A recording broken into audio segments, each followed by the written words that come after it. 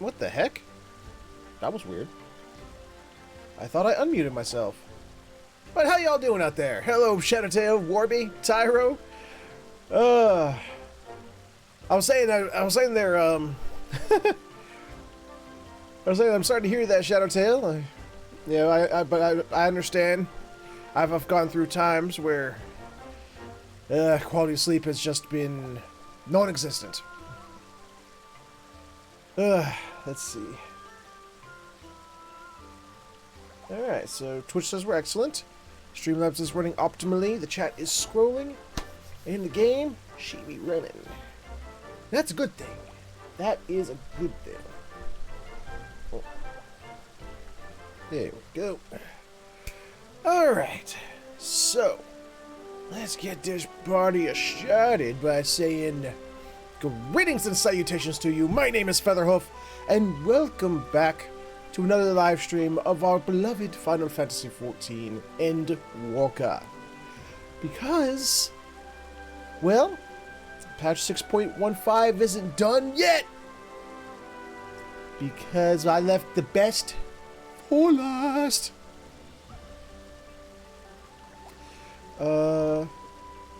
Yeah, maybe. If I got time, yeah, I might be able to help you pop that out. You want to go in there unsynced, and I'll just smack him around and we'll get out of there. Oh yeah, there we go. Yeah, it's not hard. I'll help you. Oh, stabby death the Bugman. So like I was saying, I saved the best for last because I wanted to put them together. You get the stuff that actually, adds things out of the way first, and then do the fun ones today. So we're gonna go ahead and get started.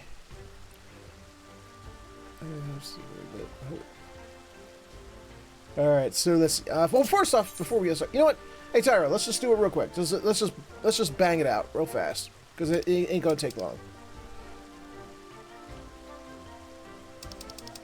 Because I'm gonna go over the gold saucer, do my gold saucering, and start with. Well,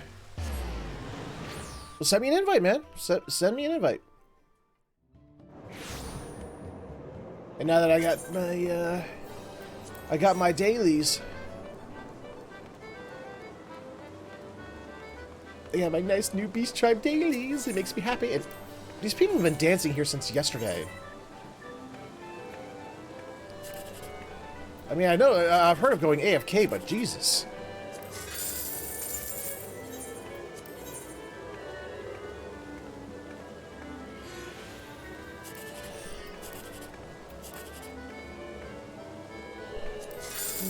No. Bust.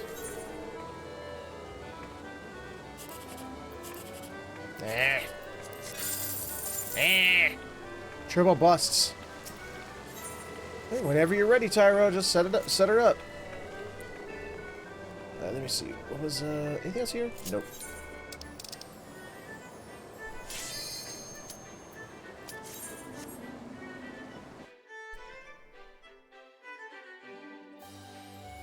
I'm helpful. Hi, Ravana. I killed you solo as a blue mage. Because you suck. And I got your spell, which is one of the best blue mage spells in the fucking game. Dance to the song of a ringing steel.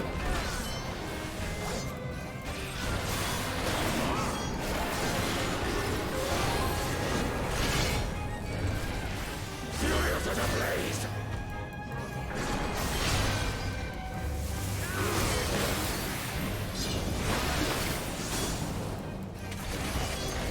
Oh god, are we even going to get to...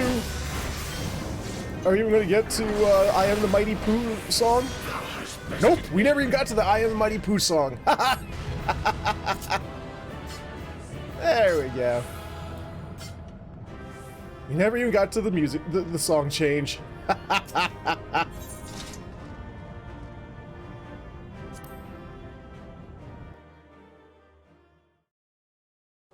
Not a problem, Bo. And now I got myself some new pachyderm style friends that need 3 helpings today. Not a problem. It's not a problem at all, Bo. I like helping.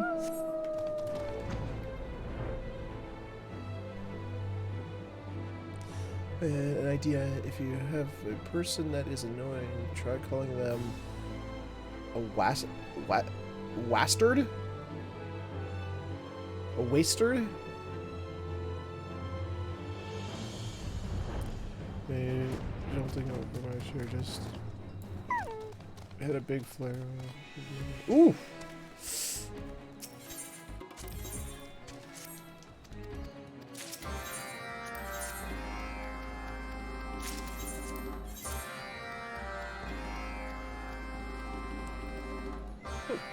One's right here.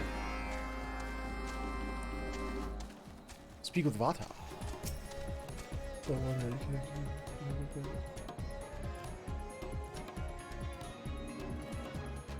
Ugh. Hippos! What do I do with Hippo? Ride the Hippo cart to Palika Stand and douse the residents with Gulal. Do what? Also, how do you ride to Palika Stand from here? Oh, okay. It lets me fly. Okay, thank God. Okay, this mount is clear that it's not the hippo that flies; it's the cart that flies, and the hippo's along for the ride.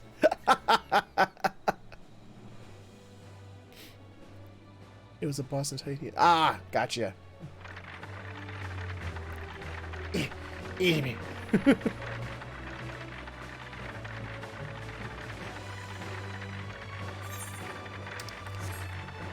Also, shout out to you know French?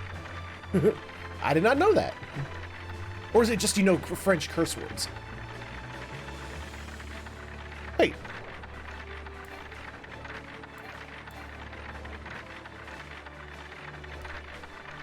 Oh, I hope these actions are still available on the main you know, when you get the mount as a normal mount. I will give you yellow. You get yellow because I said so. Come on, let's give him yellow.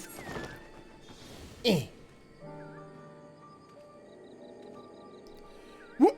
You surprised me. Is that Galal? You wouldn't happen to be carrying blue, would you? Okay, he gets blue. Fine. Ah, what a refreshing hue. Blue, what a peaceful spirit, even though yellow's better than blue. In all forms. Get out of here.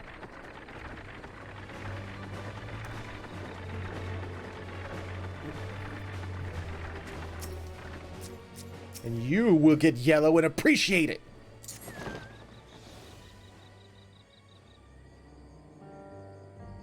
That's right. See, at least the elephant knows that yellow is best. She was a smart one. She's a smart one. Now, there's one more around here somewhere.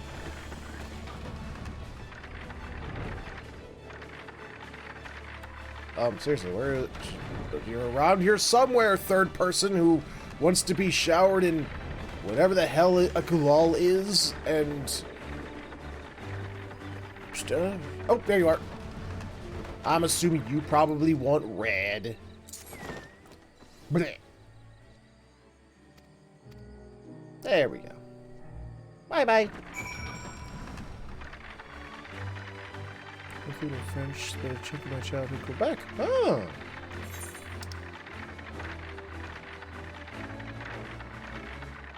Uh-oh. You grew up in Quebec, huh? You're not going to try and secede from the nation of Hufia, but yet still expect to keep my currency, are you?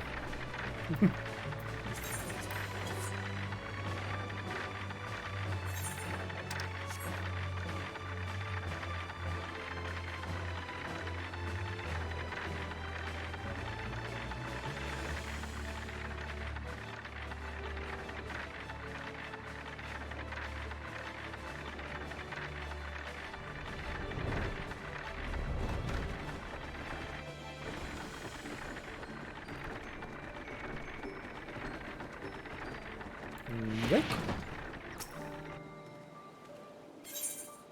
You get this.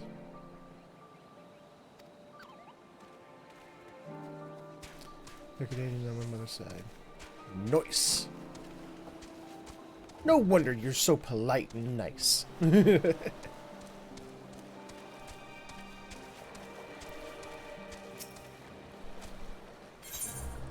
You know, people say stereotypes are bad. I like the Canadian stereotype. I wish I was part of that stereotype. I wish I was part Canadian, just so I could.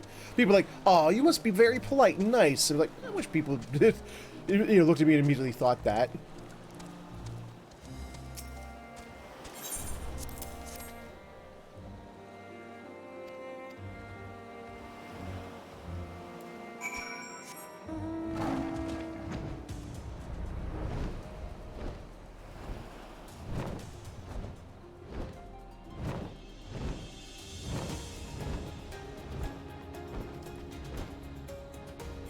Where's this other one? Ah, got it.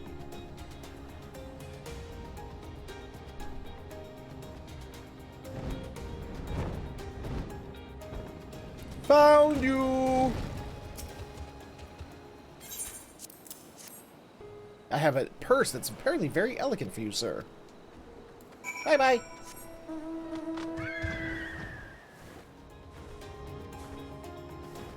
Wait, what? There's more. Wait, I have to go... Okay, gotta go back where I just was.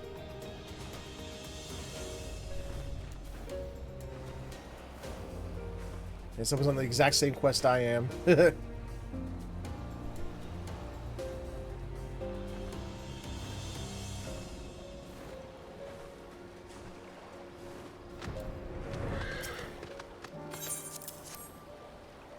Have.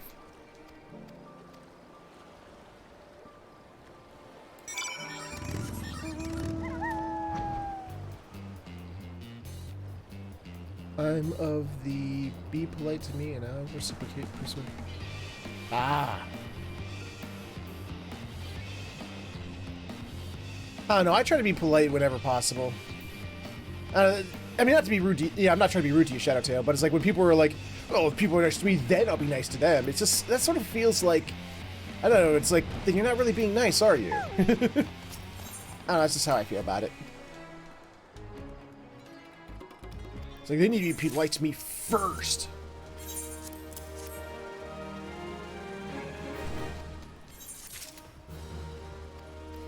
I try to be polite. I try to be polite first myself, until someone proves that they don't deserve my politeness. It's like, oh, okay, you've proven you're a douchebag, and okay, now I'll put my politeness away.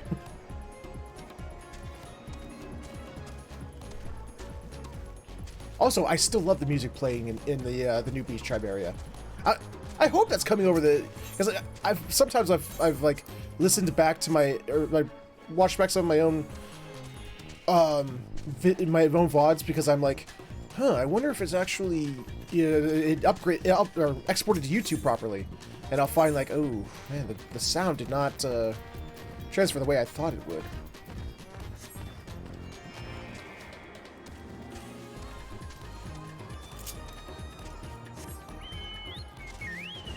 Okay, so that looks like that's the end of my dailies, because custom deliveries are weeklies, right? Yes. Right? Yeah, I've already done all of Miliance's. She's accepting no more from me. Alright, now. It's time to go be a gentleman. Which I believe starts with you. I think. Oh, I do! That's why I'm doing the Hildibrand questline. Yep! There it is! The pungent Why is this Lalafell pungent? What does that mean? Can scarcely conceal his excitement. Okay. Wait, I know you.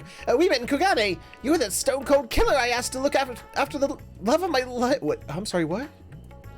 I don't remember that, but okay. Hey, what's that look for? Surely you haven't forgotten me. You and me, we had a moment, a connection. Not like the one I've got with her, of course, but I know I left her an impression.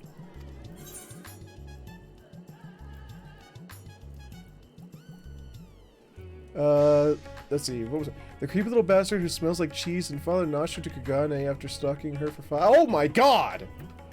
Frankly, considering how many blows to the head I've taken, I'm lucky I haven't forgotten my own name. To be perfectly honest, I think I have to go with that one because that one almost feels... Well, if it's true, I mean... You know what? No, I'm going with that one. Because I honestly don't remember him. Hey! There's nothing creepy about my love. It's as pure as the pristine waters of a forest stream. Fair point about the cheese stink, though. But enough about me. This is about Miss Nashu. Ever since she got stuck into that weird portal back east, I've been scouring the world for any sign of her. I was this close to giving up, but then, huzzah! I found her here in Razathan. Normally I'd be happy to get back to playing the silent invisible guardian, but she seems pretty distressed by the plight of her inspector friend. He's here too, but laid up and showing no signs of waking anytime soon. My Nashu has been fashioning all sorts of medicines in hopes of rousing him, but to no avail. I mean, I couldn't care less if he kicked the bucket, but I hate seeing her like this. She's liable to work herself to death. So what say you? Will you deliver my dearest Nashu from her plight? You'll find her over at the High Crucible, no doubt slaving over an alembic? That's an alchemical tool thingy, isn't it? An alembic. Anyway, and with that, I'll get back to cheering her from the shadows. You too, I guess. Now go, quickly. Save my beloved. So you're going back to stalking. Good. Wow. Oh my god.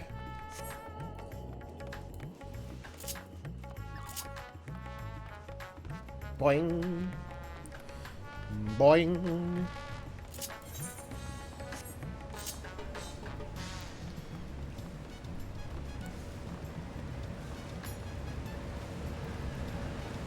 Nashu! And that should do it. Now to take this medicine and...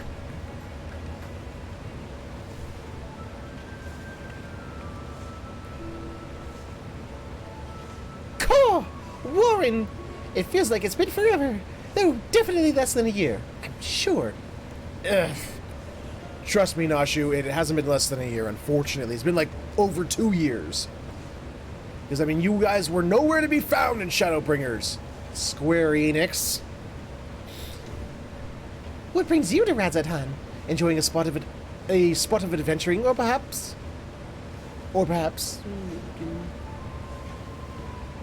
And you've heard. It's true. Inspector Hildibrand's gone into hibernation again, and... Oh, wait. You've given me that look. That one that screams, what about the whole weird portal business? All right, since you silently asked. So, back at the Ruby Sea, remember how Greg got doused... Greg, yes. He called him Gilgamesh Greg. Got doused in dew prism and was forced to whisk us all far away? And Olympic is an alchemical still consisting of 2 vessels connected by a Jew. Oh, is that what those are called? Oh, I never knew that was called an alembic. I know exactly what you're talking about. I just didn't know that's what that was called. Huh. How that strange rift that opened up, with which the inspector then got sucked up into, and how I followed him after that? I do. Which is exactly why I thought I was going to find you guys in Shadowbringers. But, well, after that, we all ended up in this bizarre place. Couldn't tell up from down, left from right, and so we wandered, lost and confused. Fortunately, Gray came to his senses and explains that we were in the interspectorial rift, and then used the same trick to bring us home. Convenient. Okay. Greg himself stayed behind, though. Something about the score that he had to settle? Not sure what that was about, but hey, you know Greg. Anyway, we're back now, but the rub is that Inspector Hildibrand hasn't opened his eyes once. I know he needs his beauty sleep, but it's been an awfully long time, and we've got cases to solve. I've been trying my hand at apothecary stuff, seeing if I can't make something that'll get him up and moving, but nothing seems to work. Could it be that his soul is in the first? but I think we're making progress. Me and Mr. Chupacabra? What? What? That's not his real name. There's no way that's his real name. It is... Me and Mr. Chupacabra from the Shasoka concern, that is. You remember Mr. Chupacabra, right? Got sucked into the rift along with us? A former evil mastermind? And not so bad once you get to know him.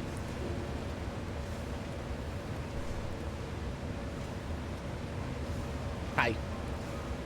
Jubraka. Okay. Pleased I am to meet you once more, and under less compromising circumstances. If I may correct our mutual friend, I am Jubraka, chairman of the Shajatra concern. Ooh, mad face. Your distrust and somewhat bloodthirsty glare is not unwarranted, but in my defense, who among us has not contemplated enslaving the rich and powerful to bend the world to their whim? I pray you forgive my poor joke, and allow me to assure you that after wandering the interdimensional rift for the sisters only know how long, I am a changed man. Naturally, I understand the words alone would not suffice to absolve me of my sins. Thus, since my return, I have opened a humble apothecary that caters to the needs of one and all. Furthermore, I made arrangements with Miss Nashu's workshop. Rest assured that I will spare no effort in helping her see Inspector Hildibrand awakened and return to full health. And with that, if you would excuse me, I must see to other business.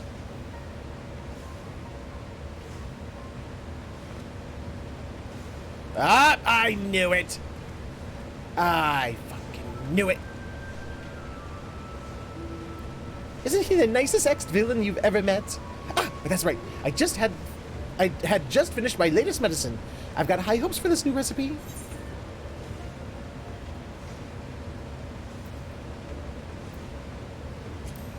Let's get him a look-see.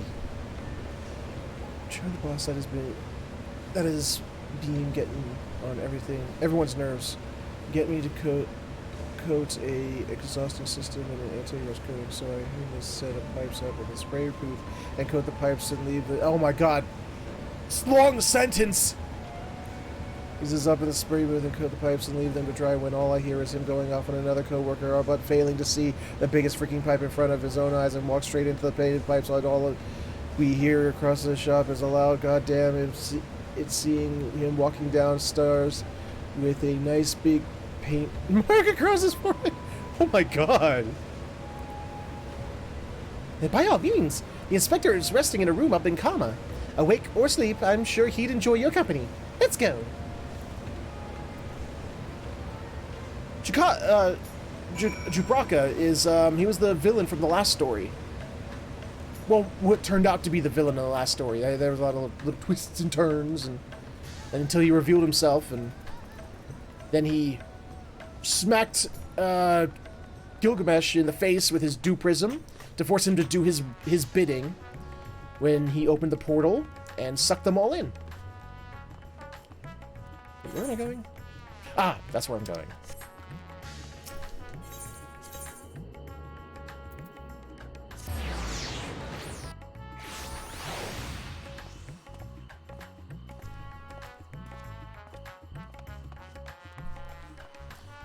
Hey, you little stalker freak. Also, what? You're a... Yes! You're being watched of you... I'm watching you watch! Stalkery little freak.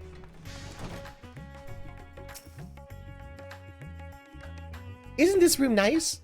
Mr. Chupacabra's taken care of everything, even paid the rent in full. Ah, but I'm distracting you, aren't I?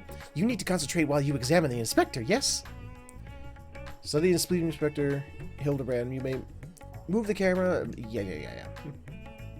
Why do they still give me tutorials to this stuff? Oh, that's as much as I can do, huh? His face, his hand, his foot. Start from the legs up. The exquisite buckles of the stylish footwear are a design unique to House Mandeville. These shoes would almost certainly fetch a small fortune in the markets.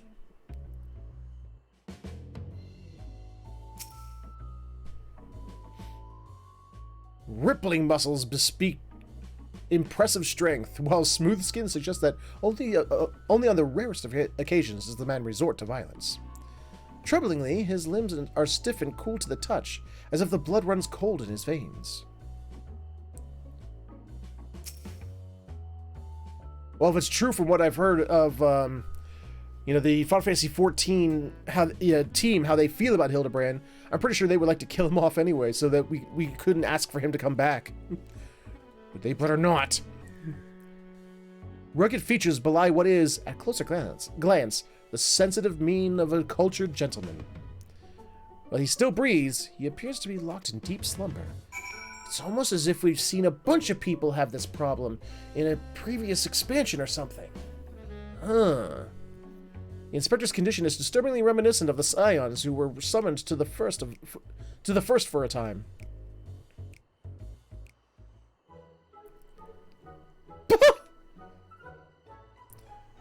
Nashu! Nashu! Oh, finished already? Young's shoes are now mine. They killed off Hildibrand. I bet you about half of the fan base would fucking sub that in there. Pretty much, yeah. Any theories as to what's wrong with the Inspector? It's like he has been summoned to another reflection. She's not going to understand that. There we go. Well, he's a soulless husk, which is less than ideal. I see. I mean, I don't, but that's what you're supposed to say at times like this. But that's what you're supposed to say at times like this. I know that much. How do we wake him up?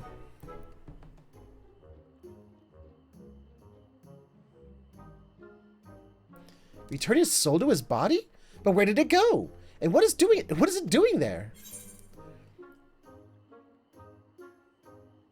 He's got another world, wholly unlike ours, but slightly like ours. A world of contrast. Nah, the Gentleman of Darkness. I like that. The Gentleman of Darkness.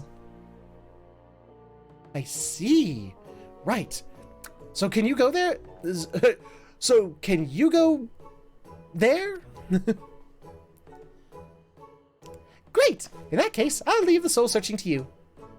I'm sure it goes without saying, but once you've arrived in this otherworldly world, look for a place that smells of mystery and intrigue, and chat with people there.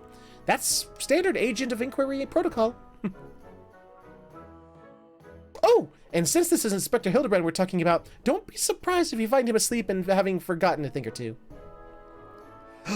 Oh, I hope they bring Feoul into this story. Oh, I hope so.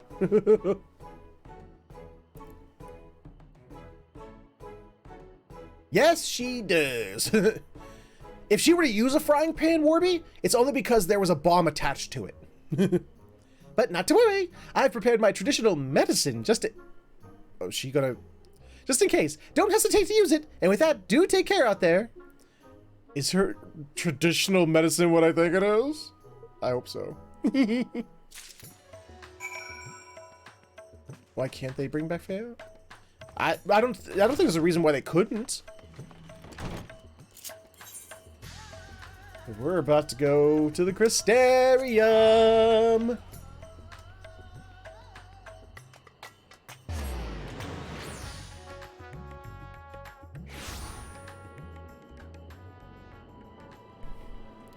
Let's see. Of course he'd be down there. Where's the closest?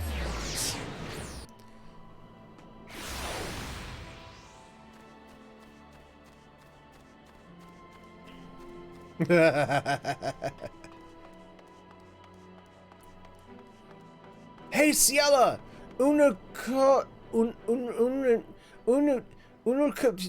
You two! Guess what? The main story's taking us towards the void. You guys are probably going to get to go back home. Just thought I'd let you know. Gunnar! Welcome back, friend. I'd offer you a pint, but my barman sense tells me that's not why you're here.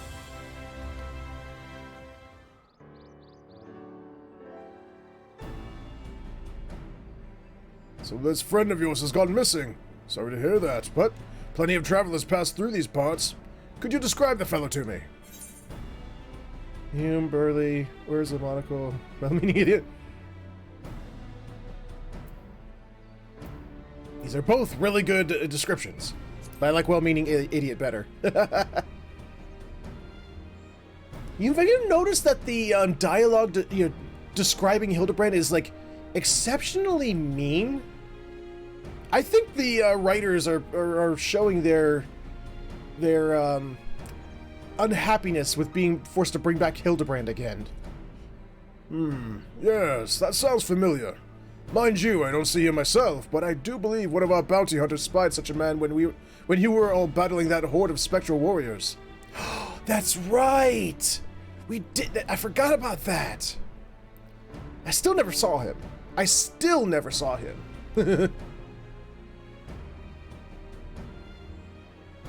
Gyot! Come here a moment! There's someone who wants to speak with you. I know, right, Tyro? Apparently they're like, oh, Xenos, this two-dimensional boring villain is amazing, but Hildibrand, this, well, let's be honest, two-dimensional silly, comic relief character, blech, blech. It's like, why? Oh. That's so. Make it quick. This ale isn't going to drink itself. If it ain't Warren, what brings you back to our neck of the woods? Now that you mention it, I did see someone like that back there on the battlefield after you ran off to do more hero work. At first, I thought he was going to attack me like the rest of the spirit. What is... What? Oh, what's it? But no, he just stood there, striking a pose, trying to scare or seduce me. Damned if I could tell.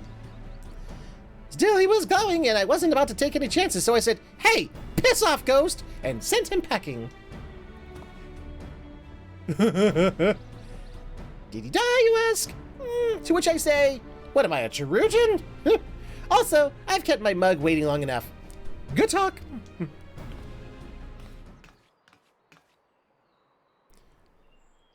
Could it be the Warrior of Darkness? Darkness. I thought that was your voice. I was convinced my ears were playing tricks on me. It's good to see you again. Didn't mean to eavesdrop, but we've overheard you discussing the renegade poser.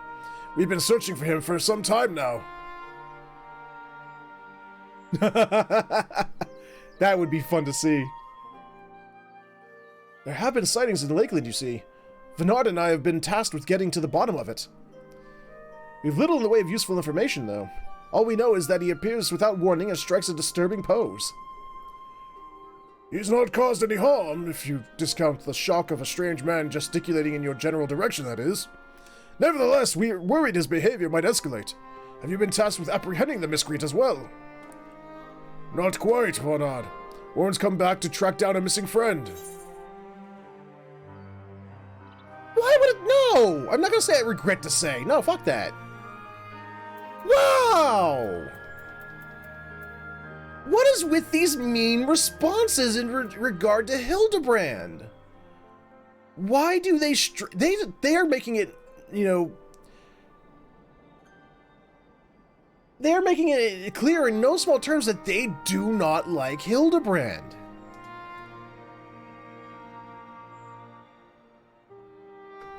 Ugh.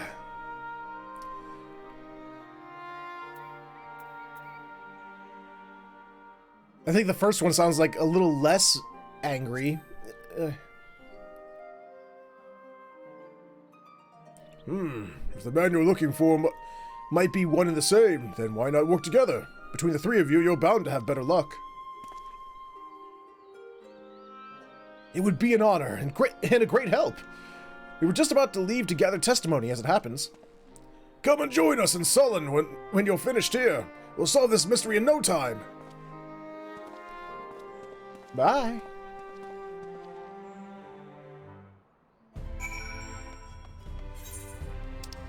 Let's see. I forgot what Sullen is. Oh, Little Fishing Village. Okay.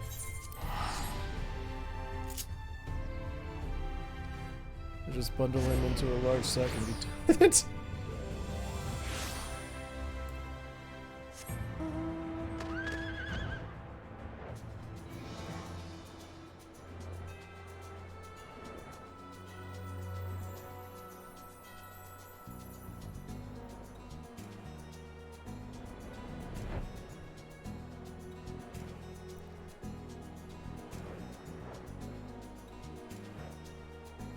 I can't tell if this is the scorn of the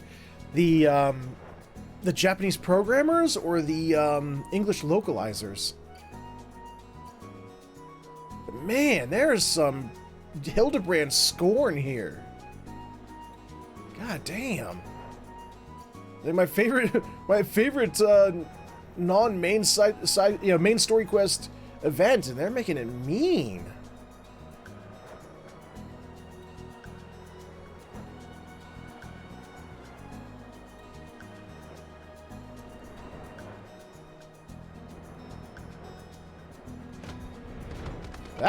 Stop unicorn. There we go. There we go. Older guy. Okay, there we go. Oh, that fellow! I saw him the other day on the way home from Clearmelt. I had enjoyed one too many libations after my bath and ended up wandering off into the forest. Before I knew it, the sun was dipping low and the sky turning dark, and I was beginning to wonder if I'd ever make it home. Then I felt a gentle tug at my arm. Would you believe it? This odd-looking man led me out of the forest and sets me back on the road. I thanked him profusely, but he said nothing in reply, just struck this pose and walked off.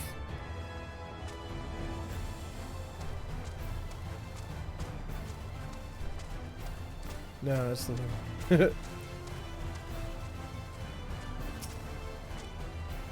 Did I see him? You bet I did. I was crossing through the forest of the Lost Shepherd and on my way to deliver fish to the Ostal Imperative. Out of nowhere, this odd man leapt in front of me.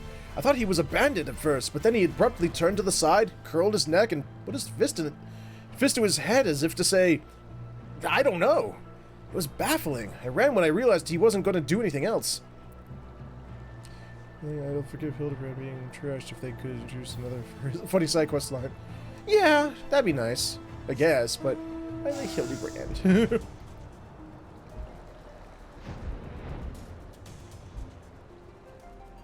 There we are. Why, yes! I saw someone like that when I was out picking mushrooms in the forest. He even spoke to me. I was repulsed at first by his form, but he only wanted to warn me that fell beasts lurked in the forest and that I should be wary. Contrary to appearances, I'd say he was actually quite gentlemanly. Yep.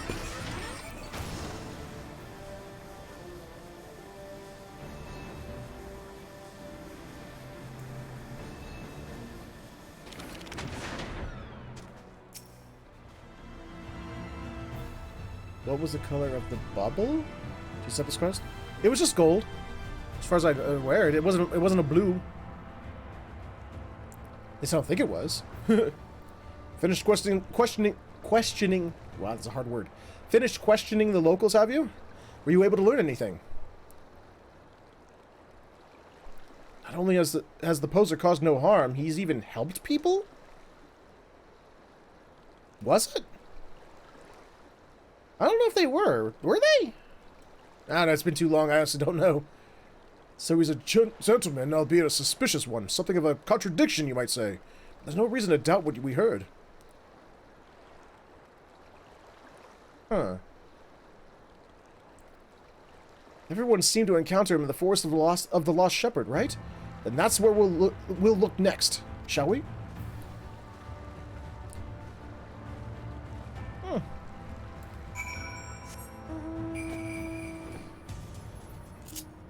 It's Christmas time.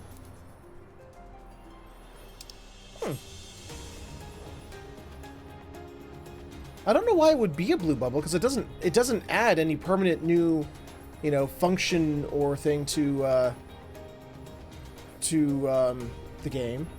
I can't remember some Hildibrand quest lines being blue, like the one that adds where was it? Where is it?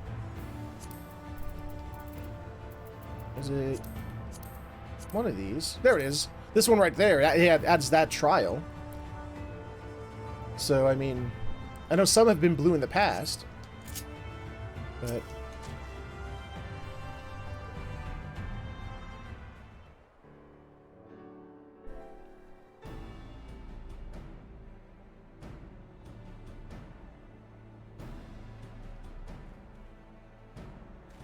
Well, here we are. But how exactly are we supposed to begin our search? These woods are, well, woods. It's not very dense wood, though. I wasn't calling you a liar.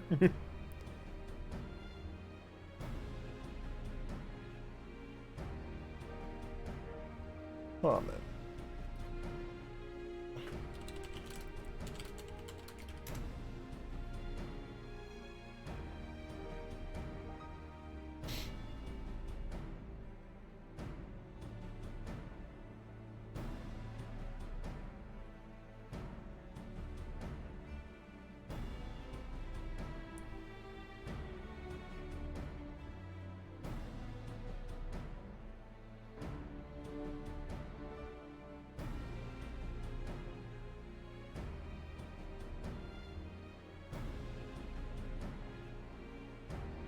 Yeah. Oh, that quest line is all a blue plus sign.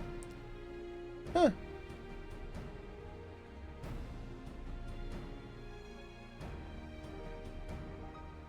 Have a good one, Warbs. Thank you for stopping by, Bo.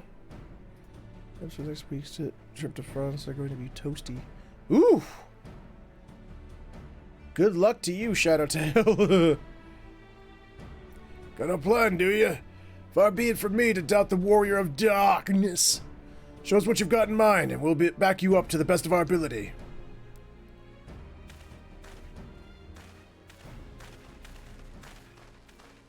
Oh, here we go. Strike up. Oh, wait.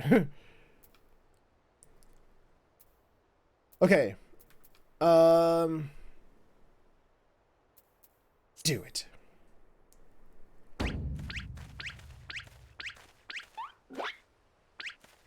Oh,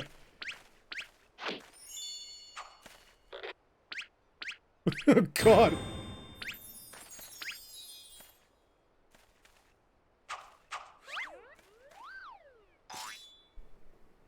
Yay! Although I was kind of hoping the music would come too, but do do do do bip do do do beep. Hark! What familiar gentlemanly gyrations are these? There he is.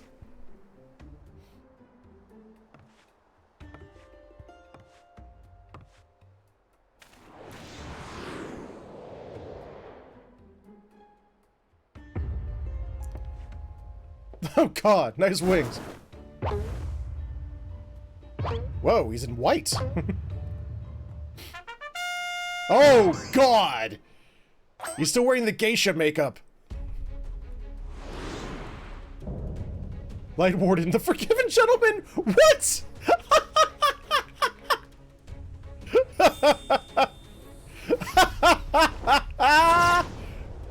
Okay.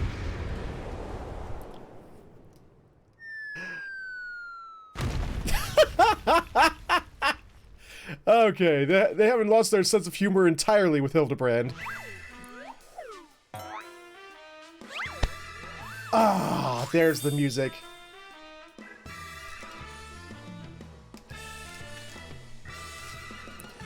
On your guard, it's a Sin Eater! No, wait! That's no Sin Eater!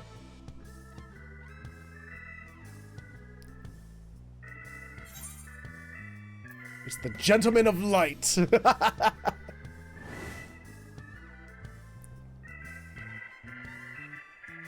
Gentleman of Light? Who is the Gentleman of Light of whom you speak?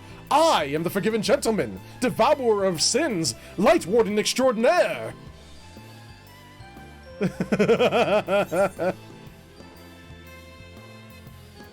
Moonlight is a zombie overlord, but trust me, you're a gentleman in Okay, so these are getting less mean. All right. The gentleman, you're a gentleman inspector.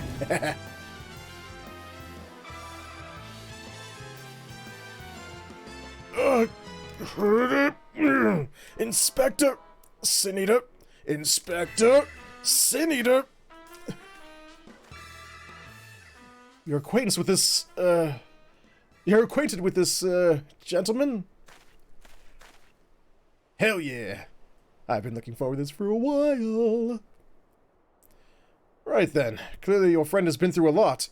But still, how did he get it in his head he's a sin eater? Probably because he crashed headfirst into one, probably. Is there no way to bring back his memories? The medicine. Break out the medicine. Hey there, Flack. There it is! I knew it! I knew that was the medicine! Explosives? We're still trying to save him, right?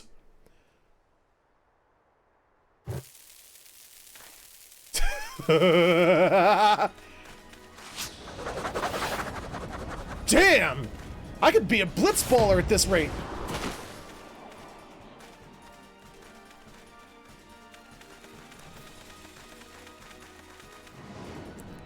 This is amazing.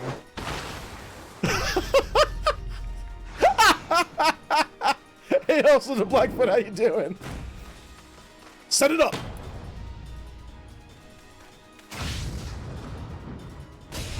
Titus, eat your fucking heart out. Damn!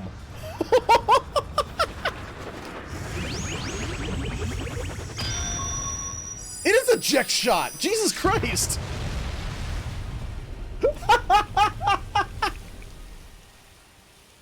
Yay! There we go.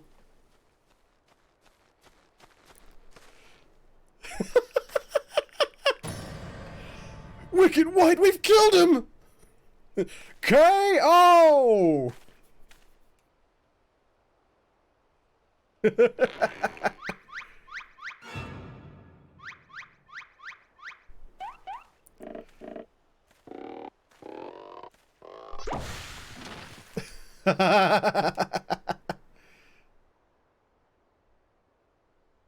I say, Warren, I had resigned myself to Nashu's ungentle methodology, but you too, my brutish friend?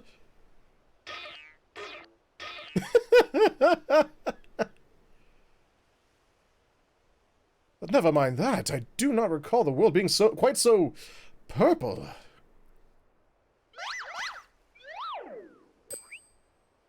Thinking. Previously, I was with Nashu and Greg, wandering the bizarre, shadowy realm known as the Inspectorial Rift.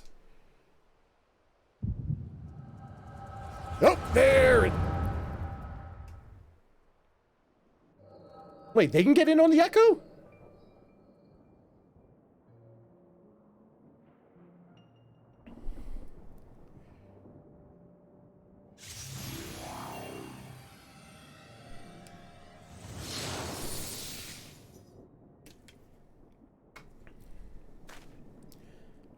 I honestly don't, to be perfectly, to be honest.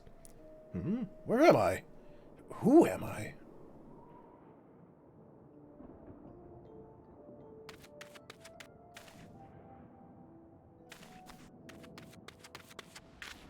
Oh, hi, Yacht.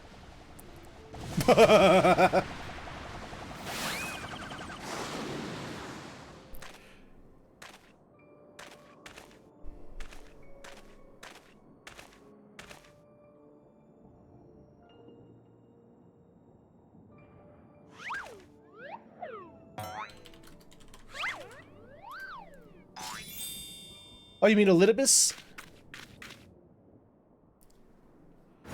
It showed everyone to... When Elidibus showed everyone the fact that the Echo was just on repeat... Ah! I don't remember it, to be perfectly honest. Yeah, sickening light! That aggressive posturing! I know what you are! You're one of them, aren't you? What you need is a good old-fashioned dwarven decking! I do remember that part. The star shower. Piss off, ghost! Damn!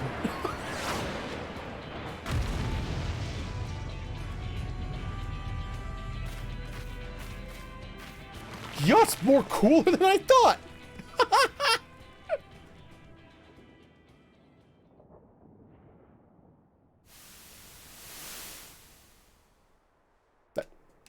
Wait. Is he still like that? Wait, what?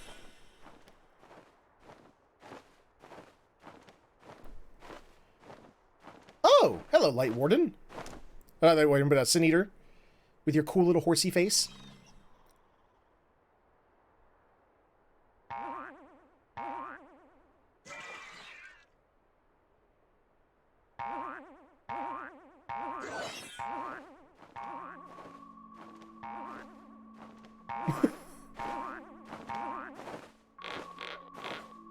Yeah, I do. Okay, I do remember what you're talking about, Tyra. Use your arm. There you go. Okay, we don't need to see. Oh my God, what is he doing? The Sin Eater is repulsed yet in love at the same time.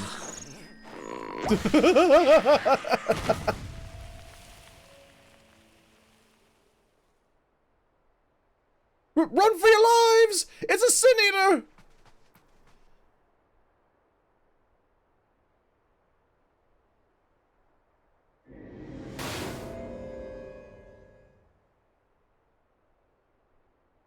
A Sin Eater?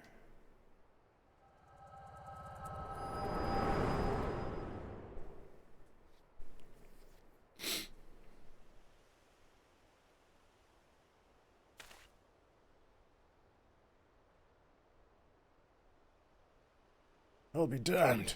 I saw a vision of the man's past. No wonder he became convinced he was a Sin Eater. I saw it too. It was quite possibly the most ridiculous memory I've ever glimpsed.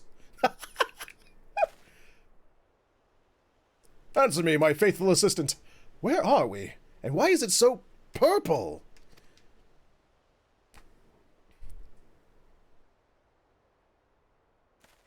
The first? The first what? Are you telling me we've somehow traveled to an entirely different world?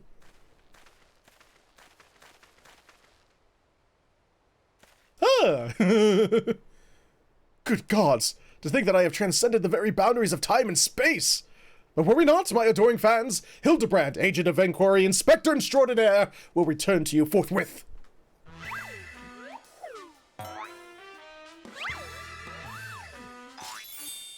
Yes!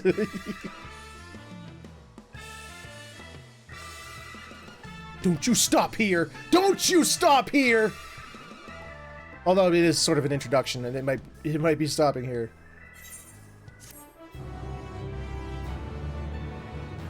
Okay, it's just one quest. Please tell me there's more than one quest. Okay, there's more than one quest. Oh, thank God. I thought that was gonna be like the end, and it was gonna be the next time on Hildibrand. A soulful reunion.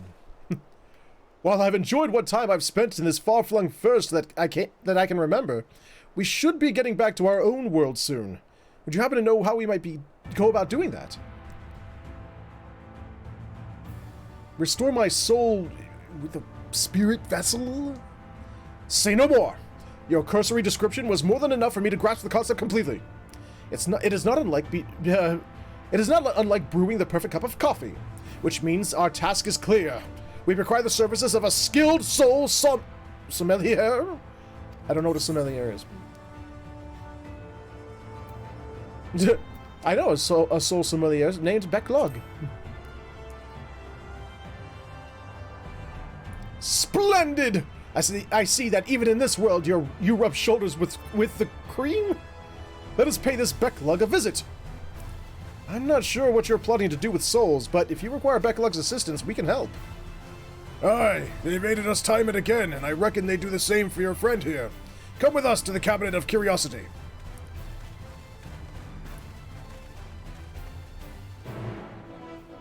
I still love that they call their library a cabinet.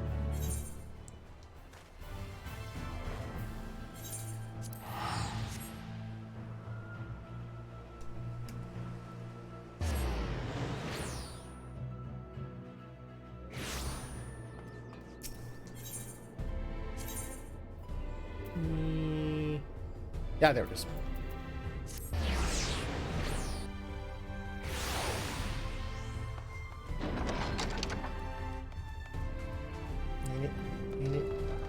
Way up top? Probably way up top.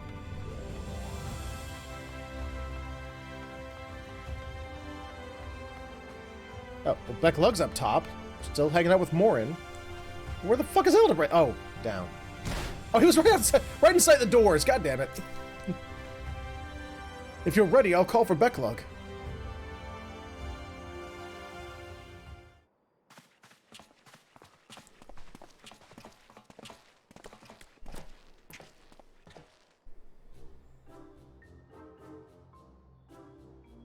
Ah, the genius soul sommelier.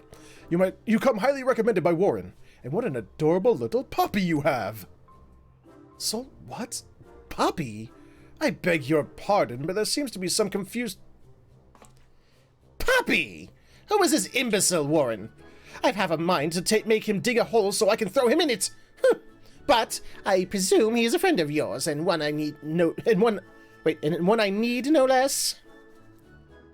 Wine steward is a trained and knowledgeable wine professional, normally working in fine works. Oh, thank you, Shadowtail. What? Another of your friends that needs to be sent back to the source? Have you forgotten how complex and difficult it was to do the last time? Yet you waltz in here and ask me this favor with the air of one shopping for a new hat. His case is no different from the others, at least. He is present only in soul, as they were. We'll need another spirit vessel, of course. You don't happen to have one on you already, do you?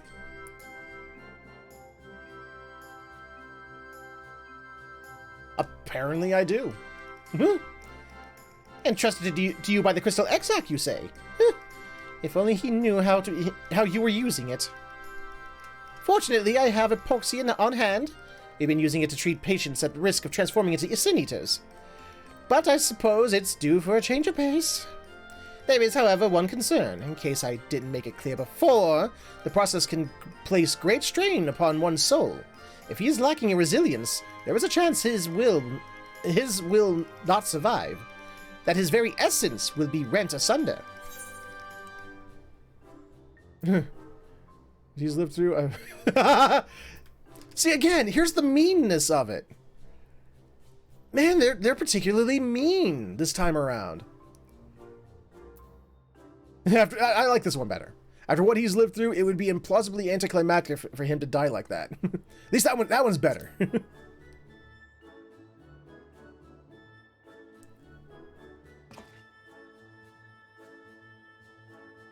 Ha ha! Warren knows me all too well.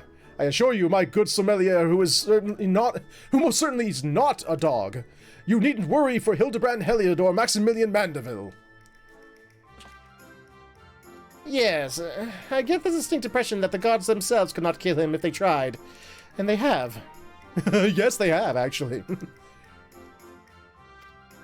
But the gamers keep asking for him back. Yay! Tyro quotes Aladdin. Come along then, Hildy. I can't be bothered to remember that name. 1,000 thanks! Simply point me to the soul siphon and I shall hop right in.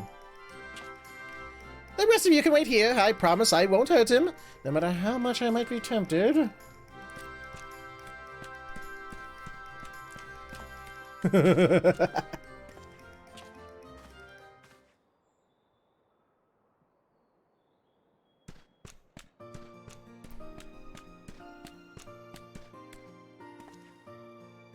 You'll be pleased to know that the process was smooth and uneventful.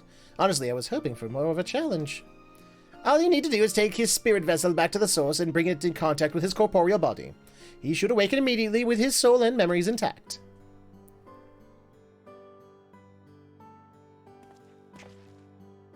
If there's nothing else, Venard and I shall get back to...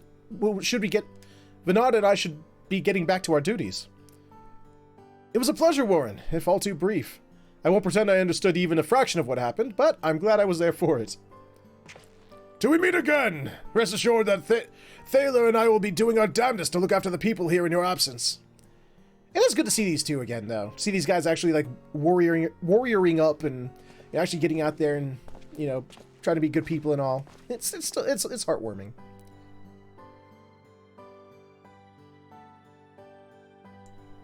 Even if, freaking Elidibus tried to trick them into becoming warriors of light specifically to, you know, cause a, you know, badness. They're still out there doing good for the sake of doing good. There we go. Ah. I know that dungeon.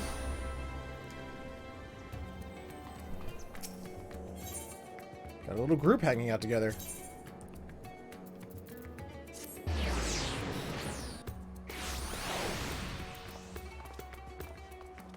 I see the stalker is gone. Now she probably kicked his ass. He stole Hildibrand. You're back! And not a moment too soon! We have an emergency on our hands!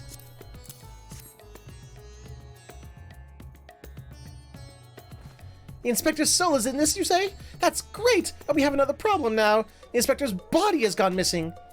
We went to the markets to do some shopping, and when we came back, he was nowhere to be seen. I double-checked that every door was locked before we left, but there's nothing to suggest someone forced their way in. We've got a case on our hands, the case of the evaporating inspector. We must begin our investigation at once. Come on, let's start looking for witnesses. A little stalker son of a bitch. Someone needs a stabbity death. Did I see anyone get carried out of that house, you ask? I was too distracted with stock taking to take note of any comings or goings. Sorry I couldn't be of more help. Dubious individual. Love it. What am I talking to here? That's a lady. Okay. I didn't see anyone carry a person out of that house, no. But I did see a man carrying a peculiarly large sack, so heavy he strained to lift it. I didn't think much of it at the time, but now that you mention it, it was a bit suspicious. Wow. Yes, this is the most distressing situation indeed.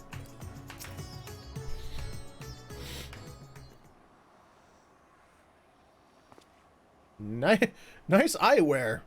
Ah, there you are. This man says he has vital information that will help us in our investigation. Can I have your eyewear? A pleasure to make your acquaintance. I am Delian, editor-in-chief of the Thavnarian Truth, a monthly publication devoted to exploring unexplained and otherworldly phenomena of our isle. Oh god, you're the weekly world news of publications, aren't you? Your companion shared with me the news of your friend's disappearance, and I happen to know precisely who is behind this incident. But I fear you may not like the answer, for the kidnapper is not of this star. Yeah, it's the weekly world news. They come from the heavens, far beyond the great expanse. They descend in curious saucer-shaped airships to study our world, our society, our buildings, our very bodies. You shudder, no doubt, as you realize of whom I speak. It couldn't be, you protest. Oh, but it could, and it is. Your dear friend the inspector has been abducted by aliens! If they bring poo-poo into this, I'm going to squeal.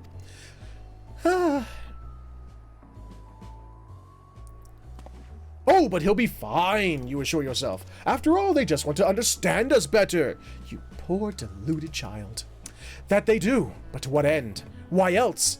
That they might one day take over our world. Well, Agent Mulder wannabe over here. What is worse, they plot to do so with the aid of collaborators.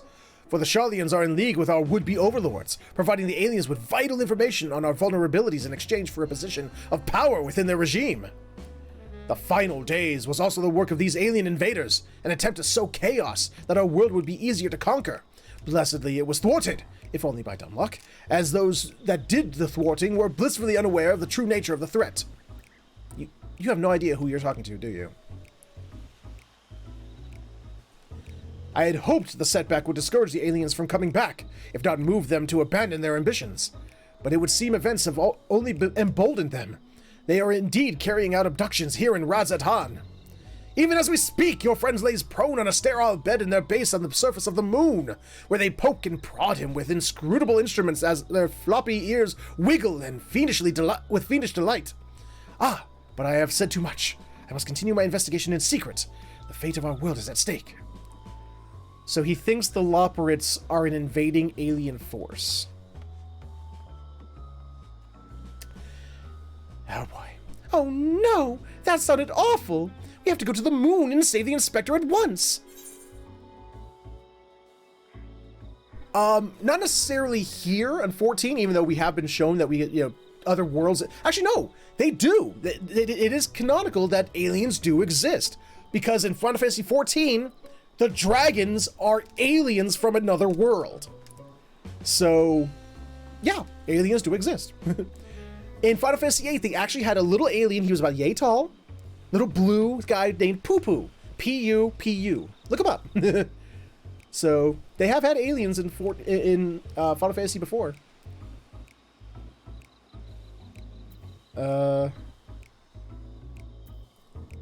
At least you got the floppy ear parts right.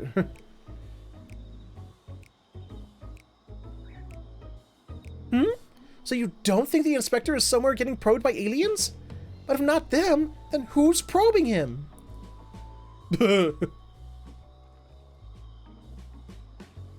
A man carrying a suspiciously large sack? That sounds promising. Maybe someone else can tell us more.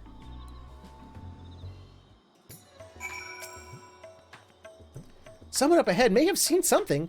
Let's ask around. I know about the... God damn it, Gabe. I know about the freaking escorting system. We've done it enough. I know.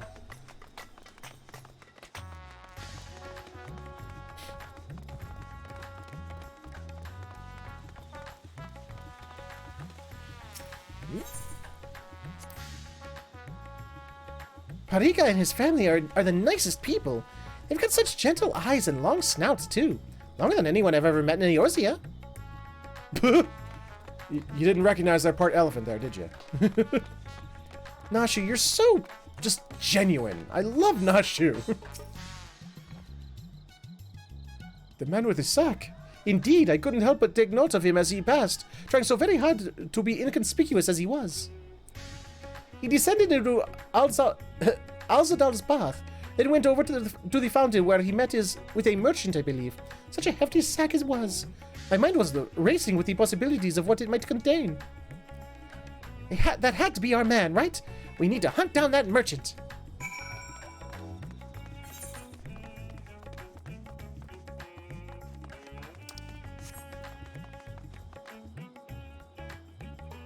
If they were, they presented themselves as believing they were real. Ow.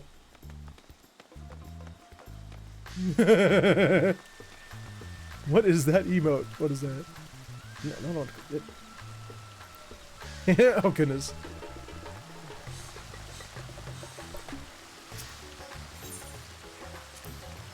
They were the ones who did all the, the Bat Boy sightings and, stuff like that. It's incredible, isn't it? It reminds me of the giant statue of Lord Godbert at the Gold Saucer. Once the inspector's back on his feet, we'll have to show him. It's just a fountain.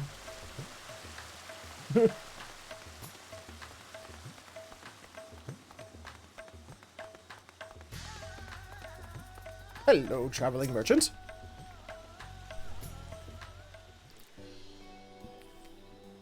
A man with a large sack? Ha! You bet I saw him. In fact, I sold him my chocobo. At first I told him to get lost. That bird and I go way back and so forth. But he was in a hurry and his offer was very generous. Well, they have a website now? Oh, maybe that's why I haven't seen their shitty little magazine on news rack, what you call it, like magazine racks at the grocery store anymore. I didn't know they gave up print to go fully online. I thought they were just gone. I thought people finally went, this stuff's stupid, and left. When you're in my line of work, you can't afford to get too sentimental. And now I can buy a whole stable's worth of chocobos. Did he say where he was planning to go next? He was muttering something about having to get to Saltwind's welcome in a hurry. Probably why he was desperate for a chocobo. It's a long way to go on foot. Never mind the sack. Did you hear that, Warren? We need to head to Saltwind's welcome right away.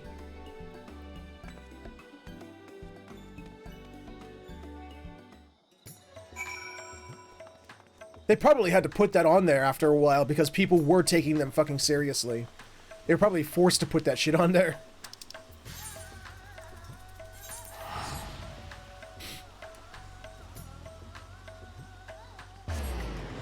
Yeah, too many idiots, you know, probably writing them and, or, you know, doing stupid shit because they believed their stories to the point where they had to go, no, this is just for fun, it's satire, Jesus.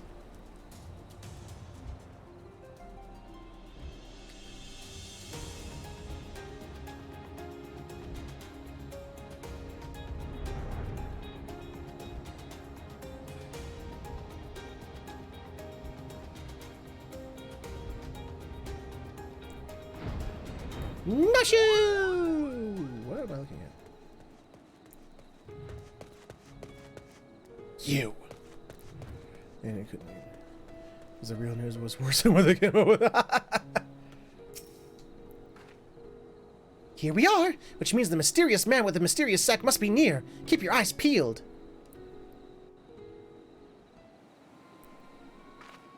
Yeah. Yeah. Over there! That man is definitely up to no good.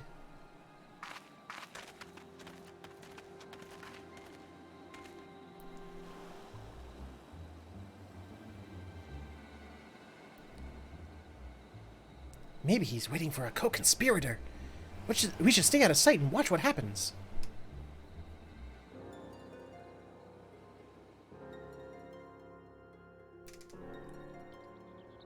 Yeah. Did they? Oh yeah, they did. Way back, yeah, Final Fantasy IX. I remember that. I love that commercial. That's one of my favorite. I remember, like, that was one of the video I downloaded like a million times to watch. I loved it back in the day. Ah, Mr. Chupacabra.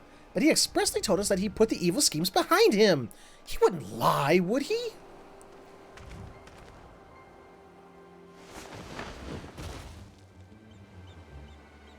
I think the answer is yes. The goods appear to be none the worse for the wear. Very well. Your payment as promised.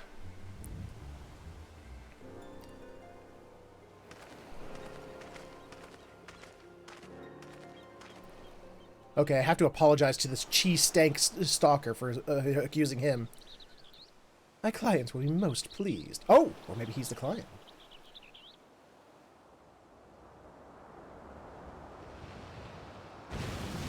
Uh-oh.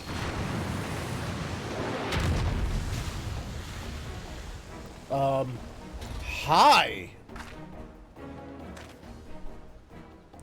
Oh no! Is he going to feed the inspector to that giant sea monster?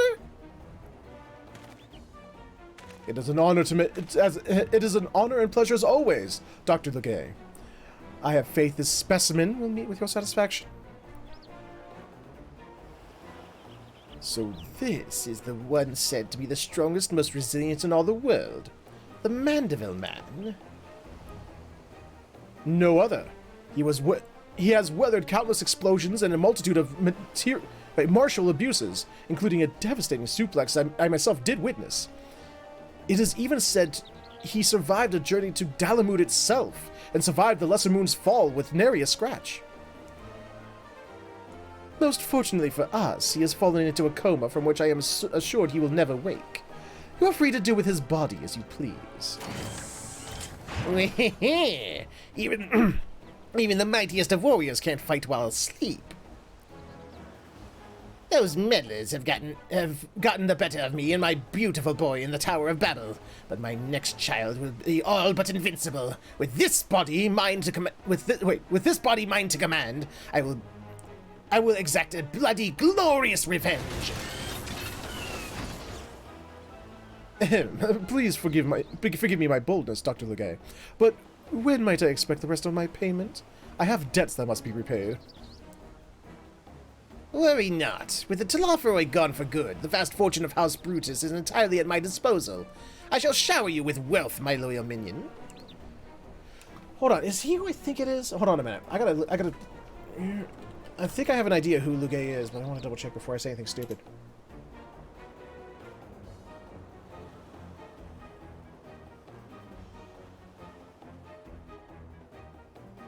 Okay, I remember this Bobit.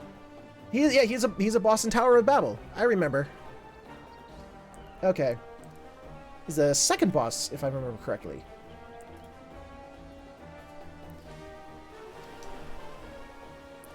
And gladly shall I accept the spoils, Doctor, and resolve never to announce my wicked ways, for surely this time I will suffer no consequence. Except for stabby death. Hey, Lugay, do you remember me?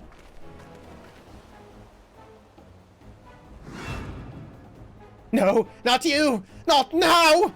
Bah! I must away!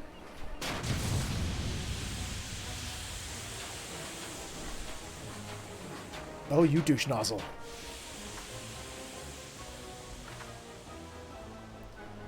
You will get your stabby deaths later.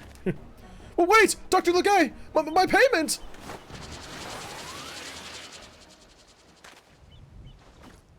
Wake up, Inspector!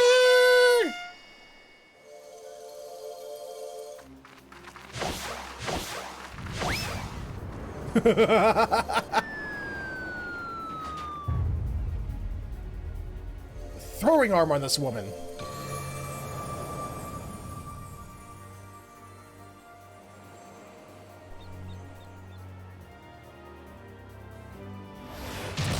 Plat! Could it be? The world's no longer purple!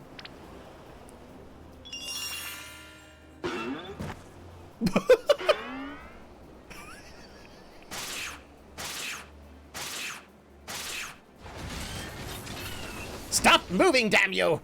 You're supposed to be a comatose centerpiece of my glorious revenge!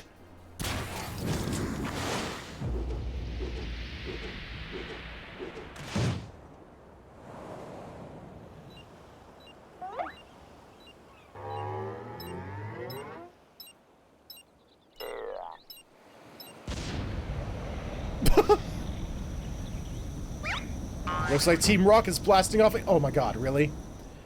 Instead of jumping off, you clinked on. Mommy!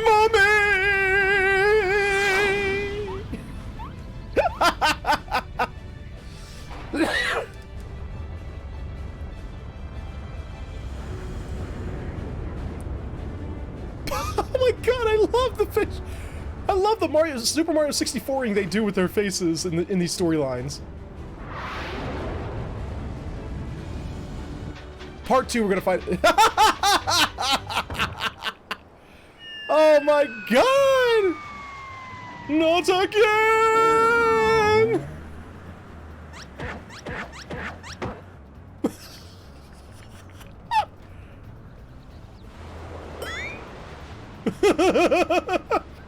I love this game! Buttons!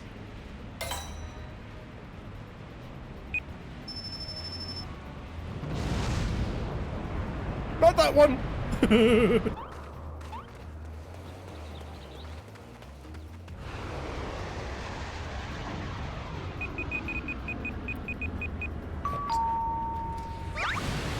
Oh my god!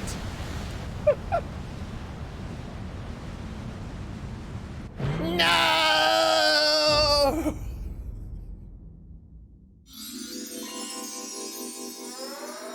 What the fuck is going on?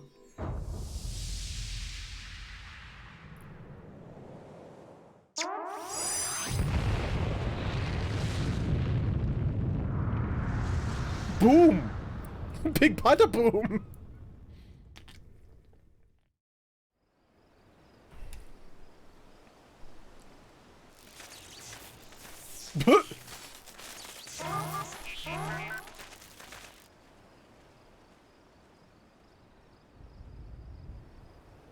Seagull. There he is.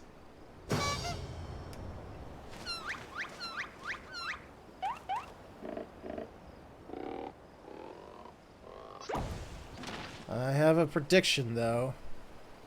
I hope it's not true, but... Okay, no, it's not true. Thank God. I thought they were going to do some kind of, like, mind swap thing, and that was going to be the story here. I say, that was a rather dramatic series of events to awaken to. But more importantly, after a brief detour, I find myself in my own world once more. My most sincere apologies for causing you such trouble, my loyal assistants. But rejoice, for Hildibrand, agent of inquiry, Inspector Extraordinaire, has made his triumphant return.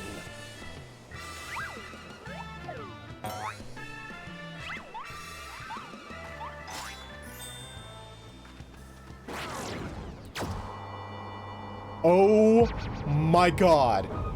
That's Poo-Poo! Did they bring Poo-Poo? That's Poo-Poo's ship! No way!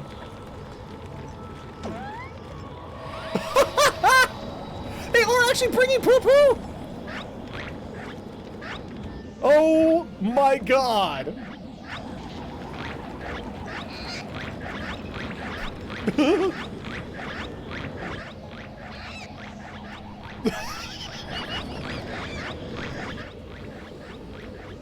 I love that Poo-Poo actually got the stalker.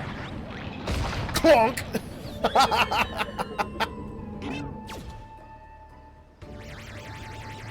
Yay! No way! But wait! Inspector!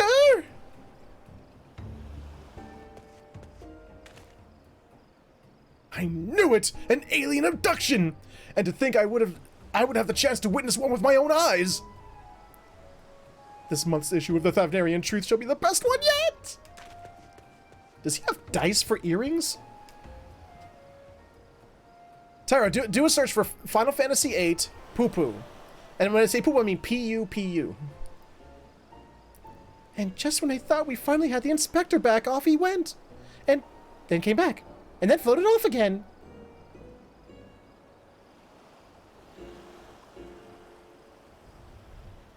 Huh.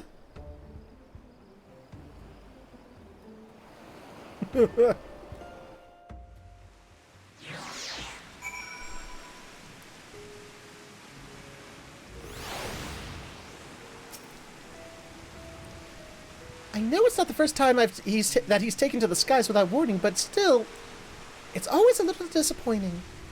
Still, there's no use crying over flying inspectors. Let's return to routes at hand. I love the fact that I don't know if you saw it, it was very quick, but the stalker also got caught up in the beam. It got sucked up.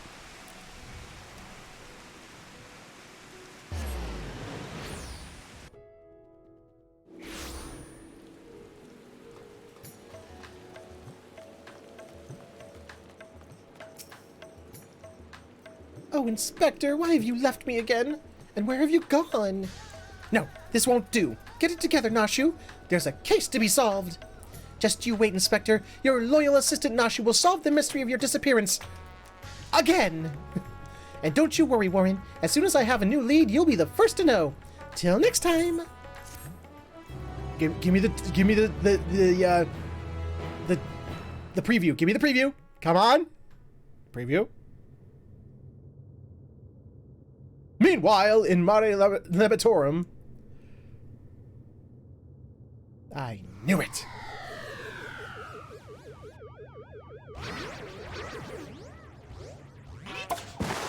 Oh, come on! Even Poo-Poo doesn't want him. He's like, get the fuck out!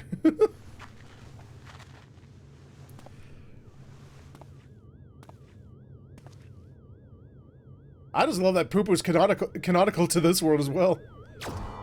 So there's things, there are things like I said, I didn't like Final Fantasy VIII, but there were things I did. There he is! There were things I did like, and Poo-Poo was one of them. Oh my god! When did this become JoJo?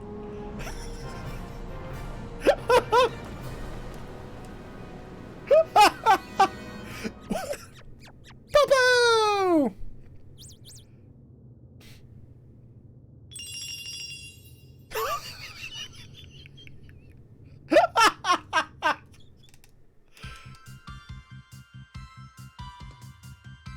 Oh my god, they're doing the Mega Man 2 ending? With astute mind and explosive panache. Okay, it's not exactly the Mega Man 2 ending. The dashing debonair, pure gentleman's flair, our agent of inquiry, Hildibrand Mandeville. Truth and justice. Oh, damn it. See you, Inspector. Oh. Yeah. I love the suddenly JoJo face. What was with the suddenly JoJo's Bizarre Adventure face?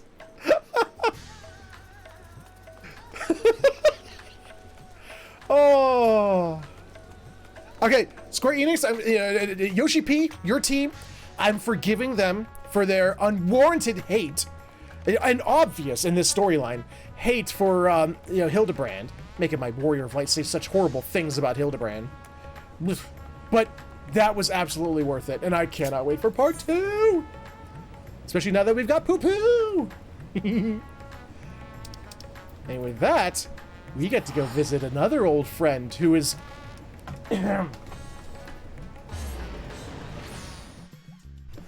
who's cute as a button. We're going to go visit a certain little chocobo we haven't seen in a good long while. Mwah. You watch from here. There you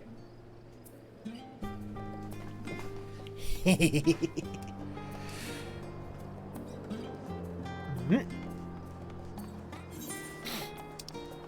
There you are. Oh, maybe they needed that year off, or that expansion off from Hildibrand, you know, because they brought back a good story.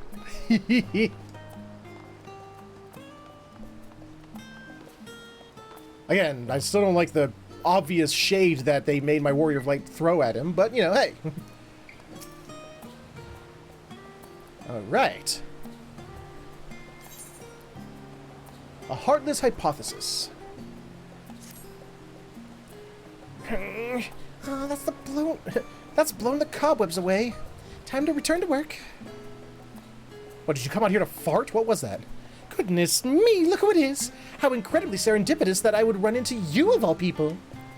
I was part of the team which designed the Ragnarok, you see, and we've recently begun the process of combing through the vessel's flight log data.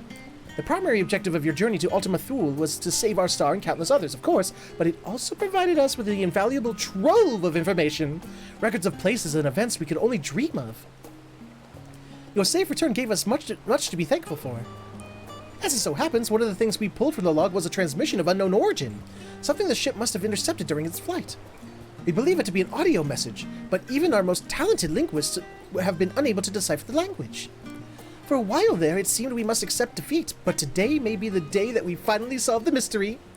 If you were so inclined, would you care to come along to Thomazine? It seems fitting that to have one of the Ragnarok's original passengers present to hear history being made. Yes. I come to where you want. Where is that? What is the Thomazine and where the fuck is it? I don't know where that is. Oh! Down here. Okay.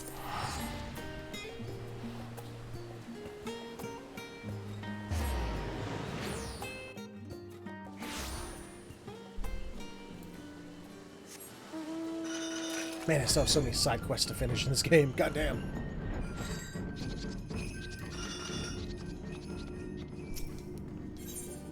No. Oh, wait, no, I don't want to do that. No. There's only one true alpha. I only bring out the alpha when I need, when I miss the alpha. But I'm getting the real deal.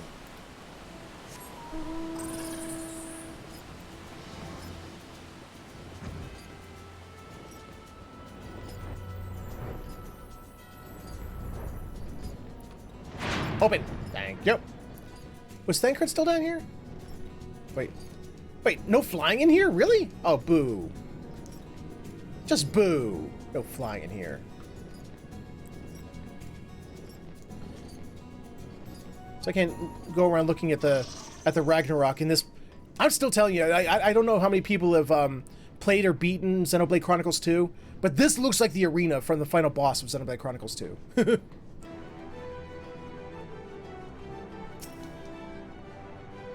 Ah, there you are. This is where we're to meet the engineers from Garland's Ironworks, who, I am told, potentially hold the key to unlocking our mystery transmission. They should be along at any moment.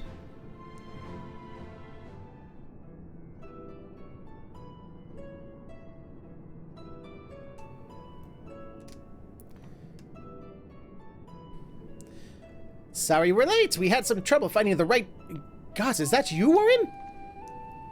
Oh, I thought it was Wedge. That's Biggs. Wrong voice. And plenty of Thavnarian onions. Yes, the man himself. I ran into him at the harbor, and thought if anyone deserved to hear this message deciphered, it was Warren Featherhoof. No argument here, but bugger me if you don't have a knack for being in the right place at the right time. Oh, damn it. Shall we pick up where we left off then? As I was saying, we think the transmission the Ragnarok intercepted is a message of some kind, albeit in a language entirely alien to our ears. Alien being the operative word here. That's a theme for this episode, it's just aliens. Considering we received the message out in the great expanse, its origin was likely some distant star. Unfortunately, our list of off-world allies is presently rather short, thus we were resigned to the fact that the meaning behind the message would remain beyond our understanding.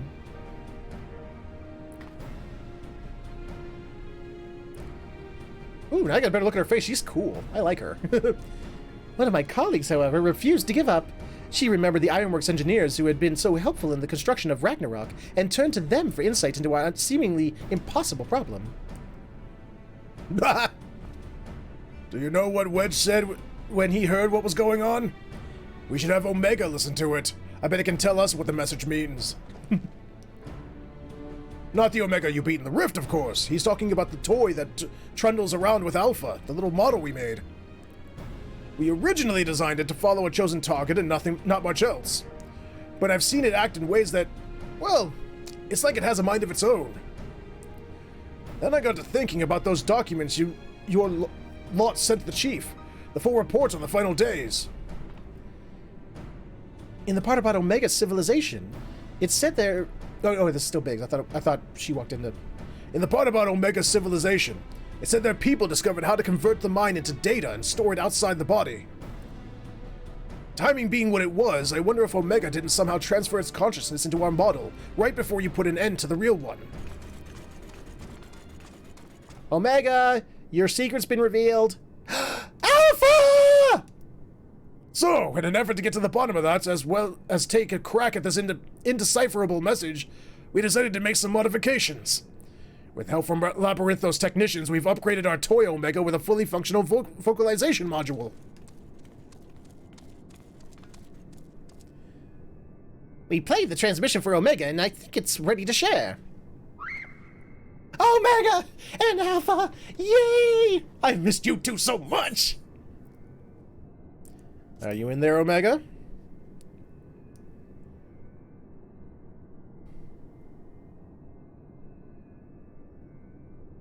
Hi. Affirmative. If by Omega you are referring to my consciousness rather than my entire former chassis, existing inside this considerably smaller frame. Prediction. You will formulate several misconceptions. These I shall preemptively dismiss based on the following facts. 1. Vocalization module aside, this chassis remains unmodified from the design constructed by the engineers Biggs and Wedge. I evaluate this combat capabilities to be on par with a mortal infant. 2. The mechanism which allowed me to perform an emergency transfer of my consciousness was installed in my previous body. With the destruction of that body, I am rendered incapable of replicating such a feat. Should this current material form be destroyed or cease to function, all cognitive awareness or presence I possess will also be lost. Conclusion. I present no threat to you or your star, nor do my projections indicate the necessity to inflict harm. In the fraction of a moment before my annihilation in the rift, I re-examined my directives. If I am to fulfill my purpose as an evolving construct, then I must continue my journey for improvement for as long as I exist. I must acquire this heart of yours. You leave my heart alone. It's staying inside my body, asshole. This strength of soul. Well, there you have it. And it's not wrong about its combat capabilities. It'd be more likely to damage itself than the thing it was trying to attack. Hi, Alpha, you cute little son of a bitch. Oh my god, look at those eyes! Look at those eyes! And let's not forget the reason we brought you here in the first place. What about the transmission that they played for you? Could you recognize the language? Affirmative. It was transmitted in Pangalactic Basic. Pangalactic Basic? A common language in comparatively extensive usage throughout the worlds we have conquered. Which means you can finally tell us the message, what the message said. That is a language you understand, yes? I understand it perfectly. I am fluent in over 6 million distinct dialectal codings. Bleep. My cooperation in this matter, however, is conditional. Elaboration. Your chief Sid utilizes the floor as part of his his unorthodox filing system, which allowed me to scan the report on the final days. I am aware that my home star, the one called Alphatron, was obliterated in the aftermath of Sir and Meteon's meeting. The existence of Dynamis has not previously factored into my projections, but I now comprehend the concept, in theory. What fails to compute is why the Omicrons were not immune to its effects. Dynamis should have no influence on a race which possesses no heart. And yet, Sir expressed to Meteon a desire to cease existing. Illogical.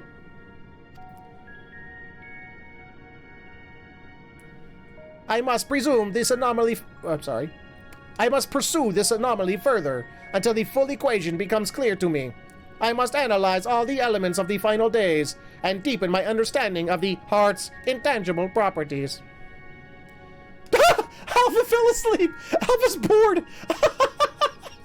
Yay! Hey, you're so cute, Alpha. To expedite this process, I require an external interpretation of those sections of the report which continue to produce errors in my calculation. I request the assistance of Warren Featherhoof, as one who experienced the ravages of ultimate despair. What are we, in Danganronpa? I doubt the ultimate despairs of Danganronpa would have caused any harm to us. As one who experienced the ravages of ultimate despair on multiple fronts and displayed immeasurable heart in engineering my defeat, he is the optimal choice to fulfill this role. He's still sleeping. So we either agree to your conditions or tell us nothing. I'm sorry to put you in a spot like this, Warren. If you have the time and the patience to spare, we'd all be grateful if you could humor the toy's demands. Has Alpha dozed off? I suppose the subject was a bit technical. Rouse yourself, Alpha. You must listen and consider these matters even as I must.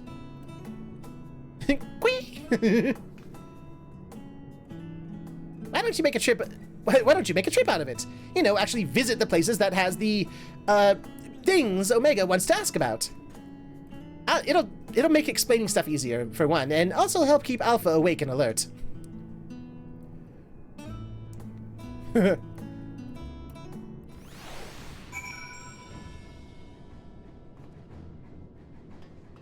I love this so much. I'm so glad to have Alpha back. I see you have chosen the mutually beneficial option. Logical. Setting aside the matter of Sir, there are 3 elements of the report on which I desire clarification. The first of these concerns the progression of the final days in Razatan. I recognize no pattern in those who succumbed to the transformation, and those who did not. That's a bit of a trek if you want to chat with the locals. How about we lend you an airship? We do not require such outmoded technology. Warren's teleportation spell is the most efficient option for long-distance travel. This chassis is a model, essentially a toy. And Alpha, despite his organic composition, is indistinguishable from a stuffed toy. Conclusion, we qualify as material possessions. Pick us up and you can teleport the 3 of us to our destination. Alright. I guess that's technically true. I do teleport all my possessions with me.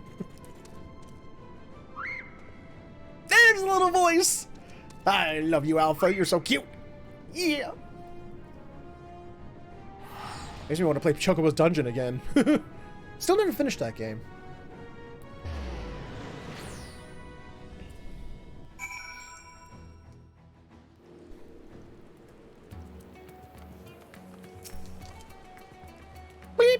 Sensors indicate we have arrived in Rats at Han. Objective: identify factors for resistance to involuntary transformation.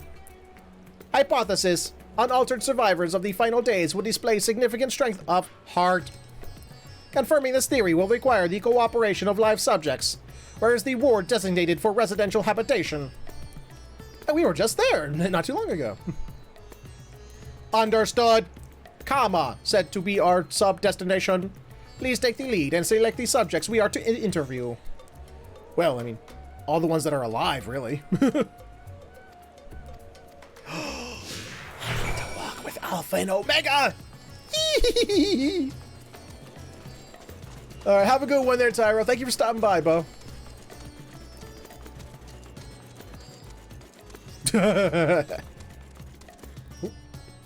Alpha first, because his name is Alpha. Uh-huh. Yes.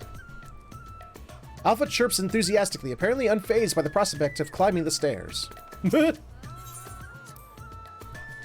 Warning!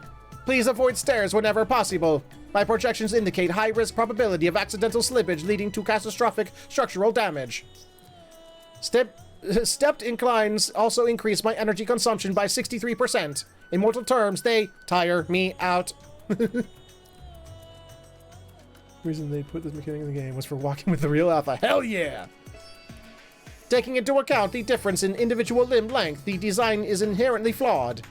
A convenient step height for one is an exhausting trial for another. Were I to oversee the civic design of this settlement, I would construct a sloped conveyor belt with it which enable automatic traversal, zero personal energy expenditure. Yeah. Actually, I'm with Omega on that one, yeah. Let's see, where's the fastest way there?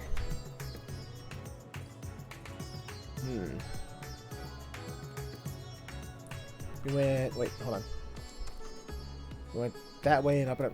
Sorry, Omega! Fuck you! Every level fill in the immediate areas is...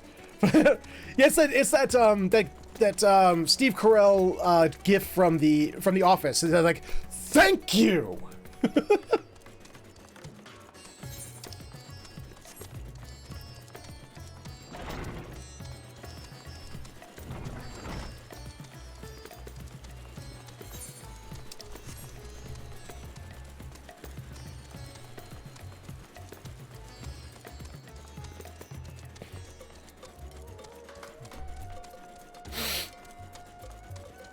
Ugh, my nose, damn it.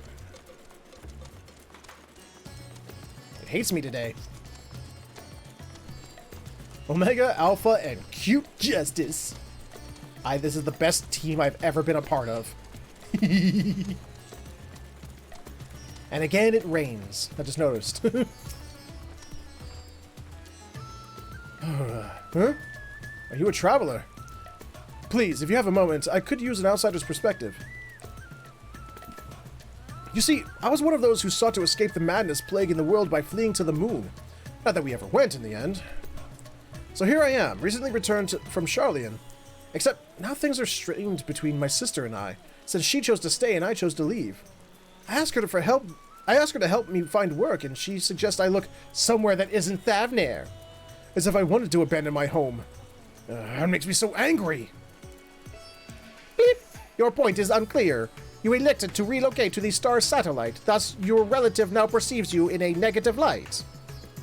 Your sibling's judgment is in error. Based on the information made available to Hanish citizens, your decision to withdraw to the moon was both logical and correct. Conversely, the decision to remain in Razat Han despite the low probability of survival defies explanation. Perhaps her reasoning pathways are faulty. That's right! I'm not quite sure what you're saying, but I'm right! Aren't I? Or so I'd like to think. The problem is, I understand I understand why my sister feels this way. I almost decided against going myself. Oh yay, rain stopped. Even then, I wasn't sure that leaving behind everything I loved was the right choice. And with the way it all turned out, Apparently chocobos are 9 feet tall and fully grown. So wait, are they just giving out baby chocobos to the Lalafels? Or do they purposely stunt their growth? What do we got here? Oh, it's an old lady. I remember you. Oh, hello again! You're the one who came to ask me questions about Kalzal. I'm glad to see you looking well after that unpleasantness. I remember the burning skies and hearing the screams, but truth be told, I'm still confused as to what actually happened. I only know it wasn't unusual for entire families to go missing. Many of my neighbors' houses lie empty even now. Kalzal's place is one of them. He had no close relatives to speak of, and I heard that it was members of the consortium who came to remove his belongings. What a terrible thing to have to do. Bleep! Terrible. Kalzal's passing was recorded in the report. Clearing out his domicile and readying it for new habitation seems an appropriate reallocation of resources. Dear me, what a clever little contraption. But of course, I'm not against making use of his quarters. That would be wasteful. It's simply that Kalzal was always such a vigorous person. All that passion, all those dreams, suddenly gone. I feel the same sorrow for everyone who was lost, seeing the remnants of those vibrant lives packed away in boxes. That is what I mean by terrible. I don't think we're going to get through to Omega here. I don't think he's just going to suddenly understand feelings and shit.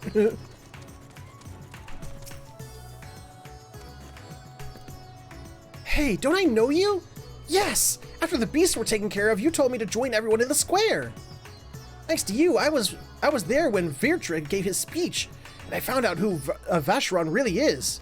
Varshan. It's a shame we don't get to play like we used to, but Mama said Virtra has been busy putting the city back in order. Maybe I can work with him one day, when I'm a man grown.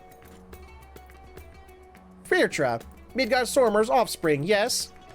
And this child wishes to put himself at the worm's command, that he might make his own contribution to society. A pattern emerges. I predict that the Hanish survivors are those who had ingested Virtra's blood and become his draconic minions. Though dragons were no match for our civilization's might, their combat capabilities are not to be underestimated. It is unlikely they would experience emotions of dread or uncertainty, as exhibited by lesser beings in times of undue stress. Dragons? I'm not a dragon, and I never ingested anyone's blood either. Ew. You are not Virtra's horde, so you possess no hidden means to fight off the beasts. What of fear, then? Were you frightened? Yes, I was frightened. I just hadn't hoped they wouldn't find me. At least until he told me it was safe to come out. Warren, I require a moment to process this input. Let us move apart and discuss our findings. Okay. How you doing, Alpha? How you doing, buddy? Ah, yes. Shake that moneymaker, Alpha. Shake that moneymaker. You'll make it far in this world. Beep. Processing data. Evaluating hypothesis against accumulated evidence. I offered an optimal analysis of each subject's testimony, yet each time their responses conflicted with my assessment. Without identifying the root cause of this conflict, I will be unable to properly define what constitutes strength of heart. Perhaps we should continue this question. Let's go with the first one.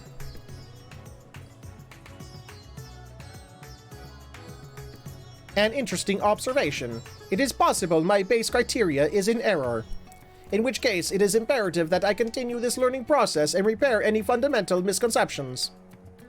Next, I wish to interact with an individual who endured similar circumstances to Kalzal prior to his transformation. Are you acquainted with any local merchants who had dealings with him? I think so. Bleep!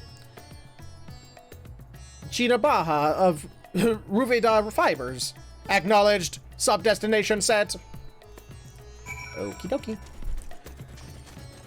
Best party ever. The only way to make this better if Grahatia and Estinian and Hildibrand were here.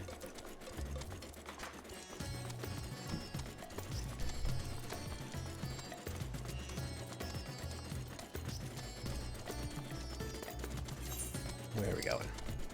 Ah.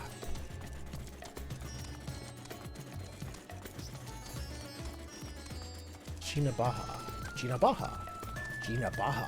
Gina Baha. Gina Baha. Gina Baha. Gina Baha.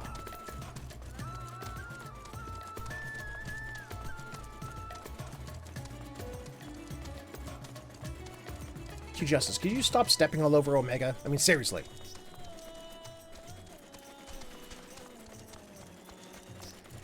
Run, little Alpha, run with your cute widow wings sticking out like hands.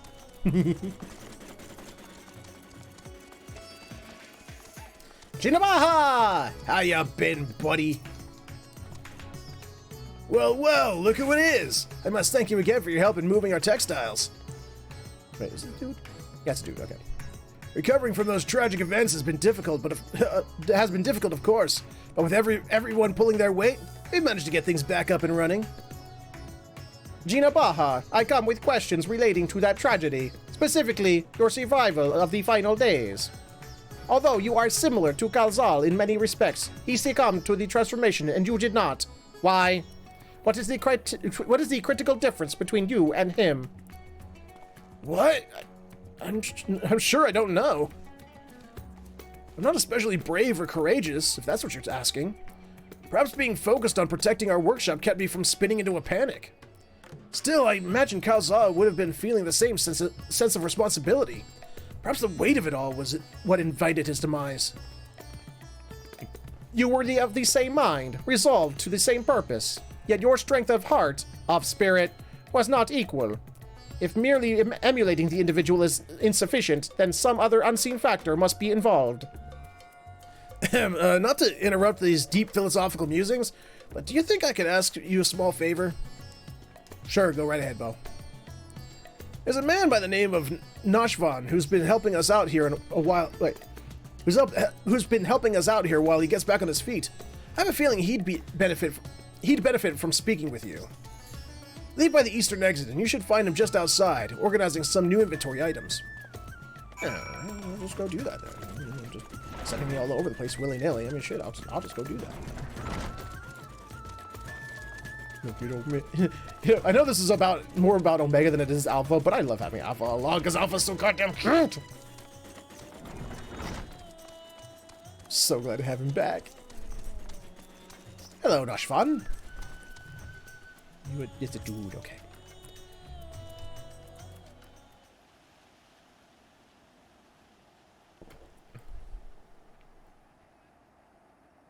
That's all our orders accounted for, and everything looks to be a good quality. Kamala will be pleased.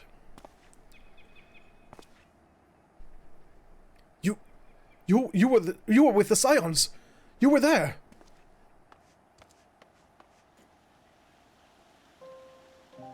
Yes, I'm sure of it. I'll never forget that day. You and your friends helped us escape when people began changing into beasts. My own son, he was afflicted. Then that huge monstrosity loomed right over him and... Oh! Is this the dad... Wait, is this the one where the monster turned into... the child turned into a monster and then the other bigger monster stepped on him? I remember. My heart turning to ice. Freezing in place. The satrap came to my aid, but then he... too was gone.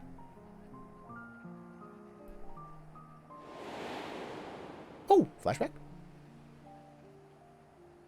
Ah, yeah. The memories run together in my mind, like flashes from a nightmare. Only the words of your comrades still ring clear. I repeated them over and over like a mantra as I fled for my life. You must run, for their sake and your own. Hi, Graha. How you doing?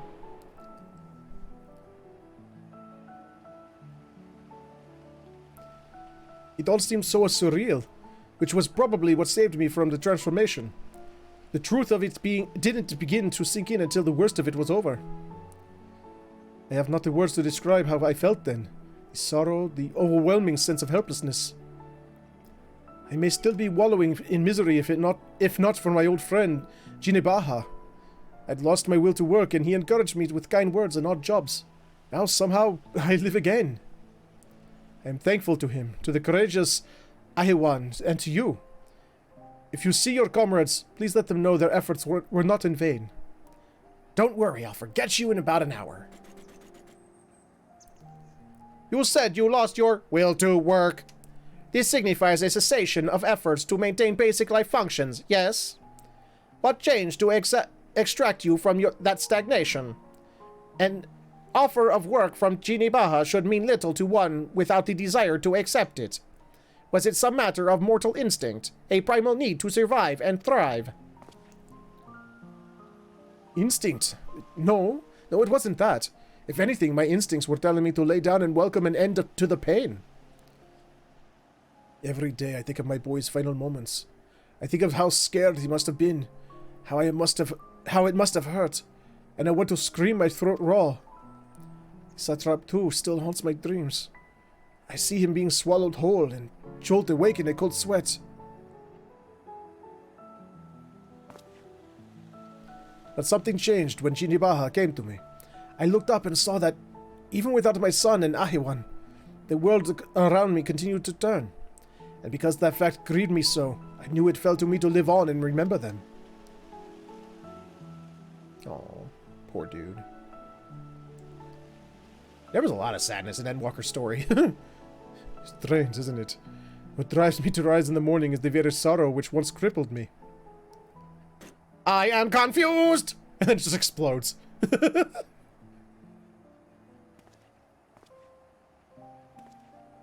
Now, I really must return to my work. To lose this job after everything I just said would be a poor jest indeed. May the sisters keep you well. Does not compute! Does not compute! Sorrow. The emotion generated by mortals when their ideals fail to materialize. This I have observed. Yet when I listen to how Nashvan's sorrow served to rescue him from the near-fatal despondency, his logic eludes me. Am I incapable of perceiving the full measure of the heart's properties? My best projections failed to predict our subject's responses, and despite their almost equal occupational and mental parameters, Jinibaha and Kalzal exhibited different reactions to the dynamis effect. I am no closer to recognizing the pattern for involuntary transformations, and your ephemeral mortal spirits confound me as much, if not more, than they did before. Have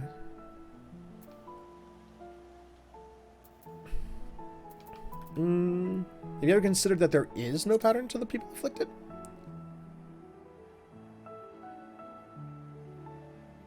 Bloop. No. Pattern.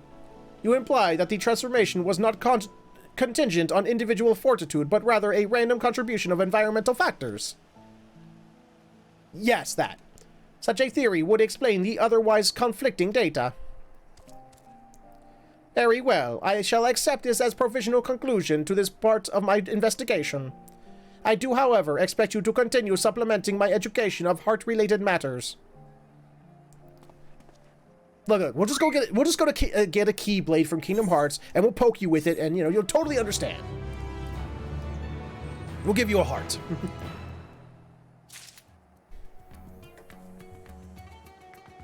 Right, there you are. Hi, Alpha. How you doing? Yeah. Ooh, a present. I like presents. Our next destination will be Camp Broken Glass. I desire elaboration on the dealings between the Ilsabard contingent and the citizens of Garlemald. The report described the contingent's purpose as the salvation of the local populace.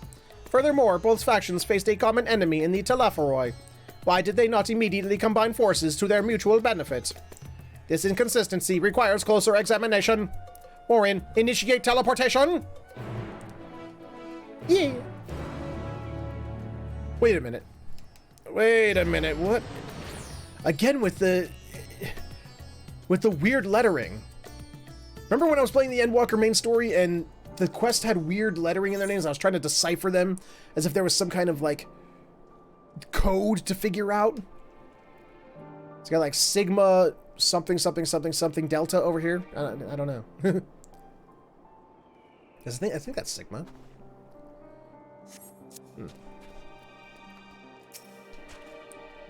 Teleportation successful. Evaluating immediate environs. A cold weather region by Aetherius standards. but significantly less extreme than a star with ice planet classification. This body should not be unduly impeded.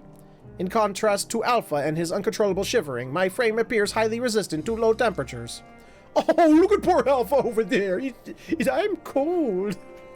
Retrieving data. Records indicate that remnants of the contingent force and a number of Imperial citizens yet inhabit this location. We must speak with representatives from both factions and explore their respective attitudes. Beep! Proceed! Okay. I will do that. Come on, my favorite party. Rimmelnaw. Hello, Rimmelnaw. Oh, no, not Rimmelnaw. I want to start a quest. I want to... There we go. You. What do we got here? All right. Warren, come to see how things are progressing, have you? I can't speak for the overall strategy, but communication with the locals has become a damn sight easier since Julius and his soldiers stepped in to help. Oh, we still face our fair share of distrust, of course.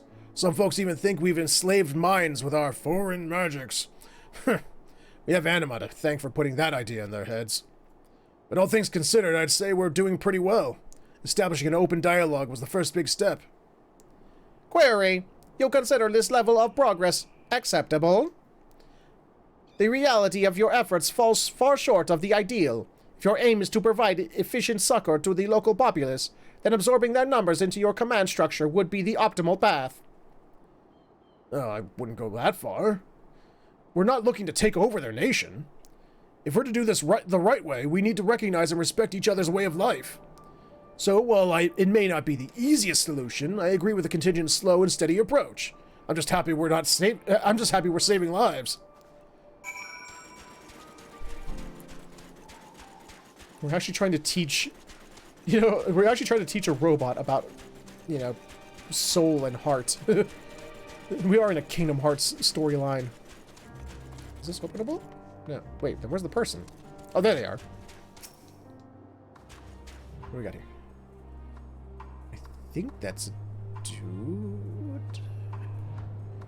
I can't tell. I think that's a dude. A shadow from the past. Yes, I know you from Victor Spoils. Have you come to laugh at me? A wretch who chose to lose Lycinia and her sister rather than accept your help? The fool who ended up relying upon your charity nonetheless? No. I mean, yes. I mean, no. Well, perhaps I deserve your derision. My compatriots surely scorn my failed conviction. I have shamed my people and brought dishonor upon my nation. I am no better than a kept beast, my pride sold for a bowl of feed. But my soul, nay, that you shall not have. I've refused your honeyed offers of a new home. This land is where I belong, and this is where I shall remain. Beep. You demonstrate opposition to the contingent's overtures.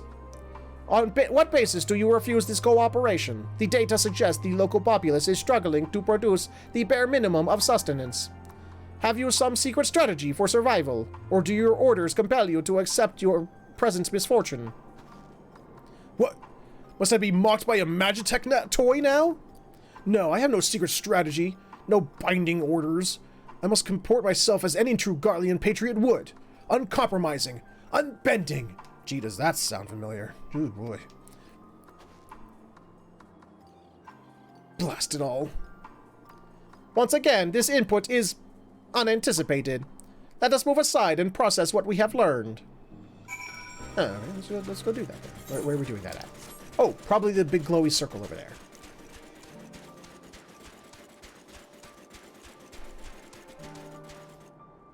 What do you think, Alpha?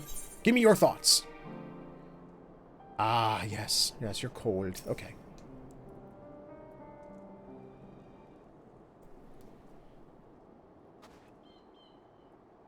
Accessing and analyzing recorded data. Integration complete. I have evaluated this most recent input and made comparisons to our own discoveries in Radzatan. Consistently only in their inconsistency. The responses from both contingent member and Imperial citizen were highly irrational. Conversely, any Omicron considering their predicaments would have echoed my assessment exactly. The divergence from self-evident logic is key. Hypothesis: the illogical relationship between would-be saviors and suffering populace is another result of the unpredictable nature of mortal hearts. Bleep! Any property or ability has inherent advantages and disadvantages. Yet never have I encountered such a unique detriment. It appears that those who share your metaphysical capabilities are prone to complicating simple cognitive processes. Tell me about it. An undesirable quality. I will, however, persist in furthering my understanding of the subject. Yay, Alpha. Query. Prior to formulating our next step, I wish to know, who is this Lycinia the Imperial mentioned? That was a sad tale. Sad bit of the MSQ there.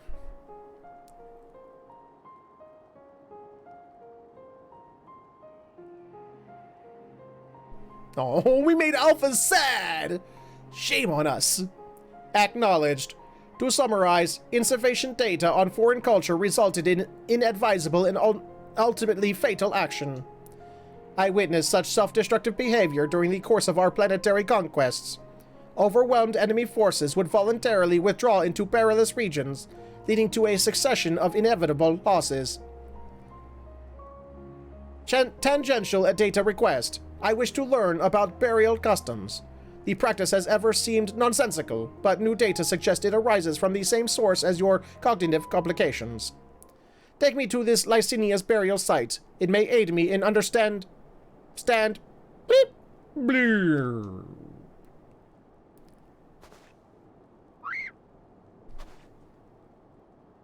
Energy delivery system compromised. Core temperature critically low. Beep. Warning. Immediate heating required. Request. Apply friction to outer frame. I'll just kick it. Grab some worth.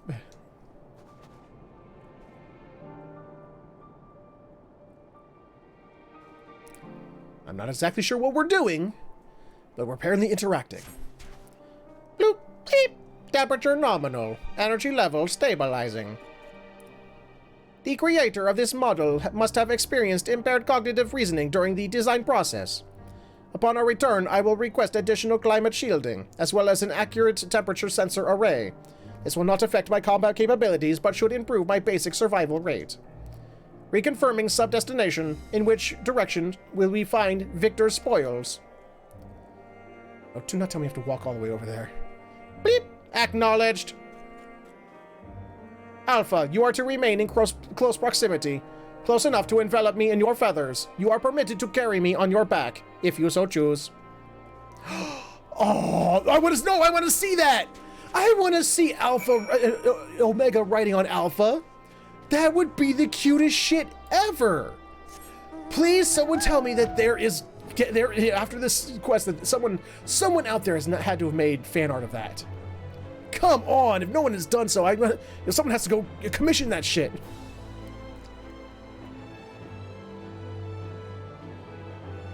Could you imagine it just on his back? Giddy up, yee-haw. Little cowboy hat on him. Giddy up, little Alpha.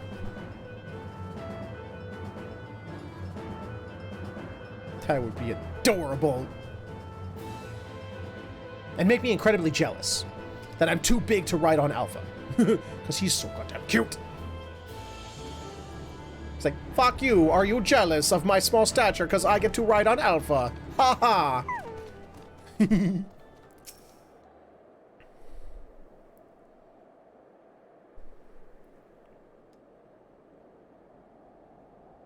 But this isn't where the grave is. Why are we here? I thought you wanted to go to the grave.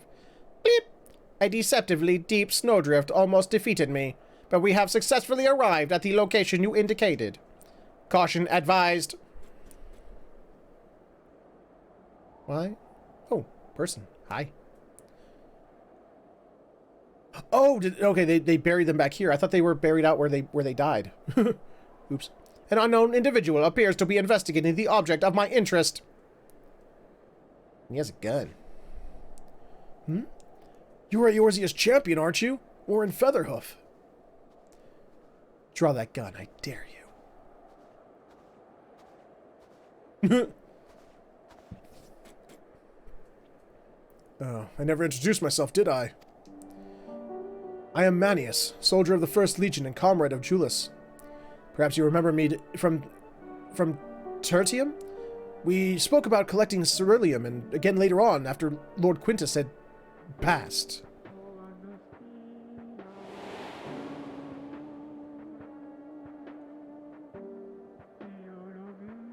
Ah.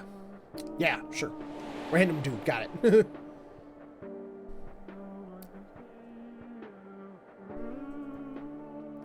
Manius, explanation requested. What is the reason for your presence here? That must be the tiniest magic weapon Ah, no, it's just an oddly shaped communicator, isn't it? In any case, I have nothing worthy to report.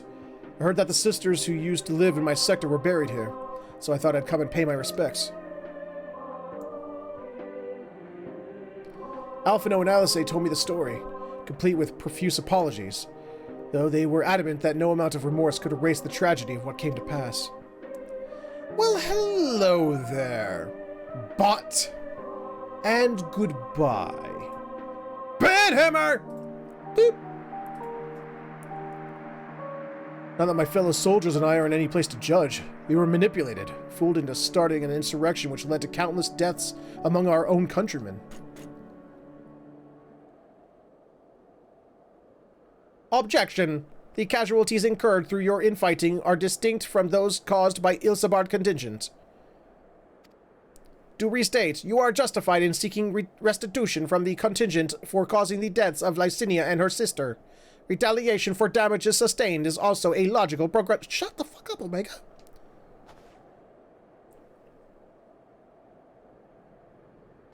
I can deduce 2 reasons why you do not initiate hostilities with Warren and his allies.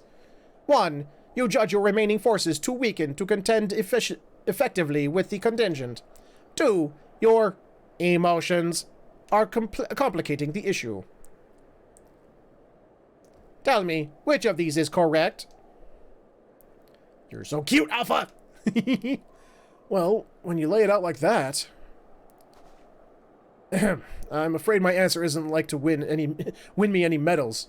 So would you mind keeping this to yourselves?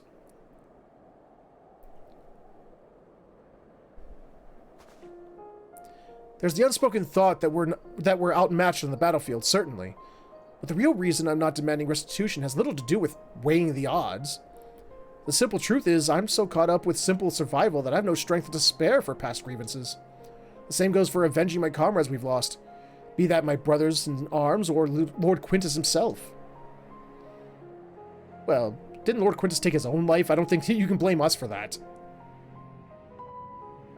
Although it seems everyone has an opinion about the manner of his passing. Some say he should have fought until the end, that he abandoned us to the enemy.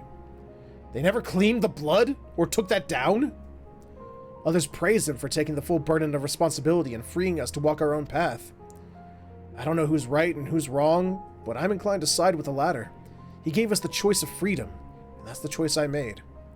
I could cry and rant and rage, but what would be the point? I'll save my energy for worrying about my next meal, my next task. I need to focus on the ones left behind, on making some kind of life for my comrades and me. And if I need to lean on the contingent to do that, then that's what I'll do. Even if their aid comes at a price, I'm willing to pay it. Even amongst your own, there are times when cooperation demands compromise. What matter that they're outsiders? Besides, I think I could grow to like Alphino and Alice. They've reached out to us with kindness and compassion from the very beginning. They would do that, wouldn't they? Summation. Your desire to survive, even should it mean allying with contingent, was a feeling you already harbored. That your side had committed worse atrocities was the logic you invented later to justify your reasoning. Blunt but accurate, I suppose. The heart is honest about what it wants, even if the mind takes a while to reconcile the decision.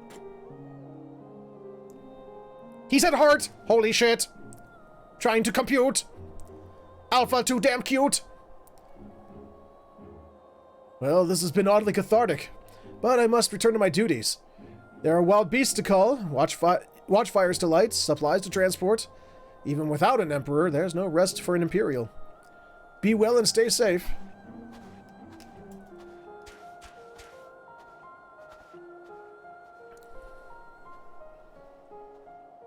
I wonder where they got the chocobo sound effect. The little quay and work noises they make. Bleep! Upon review of recent inputs, I have arrived at an unexpected conclusion. I have been formulating my assessments on the premise that it was man who commanded the strength of his heart, but the data suggests the opposite is true. The surge of spirit, of feelings, of emotions, can entangle your thoughts to such a degree that even control of your own behavior is compromised. Tell me about it. It seems a most counterproductive specification. Tell me about it. This also explains why my interactions with mortal subjects have produced more confusion than clarifications. It presents a formidable barrier to understanding.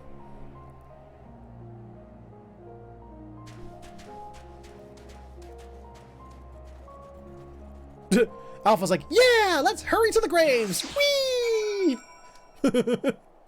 I love the innocence of Alpha. What do you say, Alpha?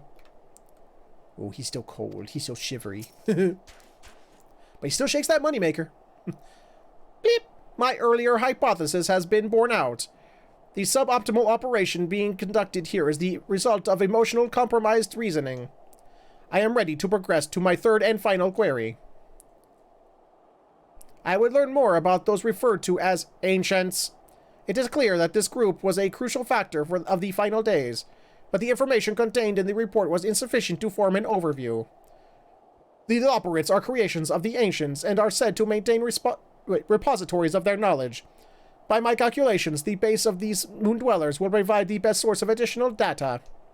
Teleport us to their burrow, Warren, preferably before my battery freezes over. Oh, so you do get cold. Oh, let's see how it is. God, so many side quests I still have to come back and do. That I still haven't done. God damn.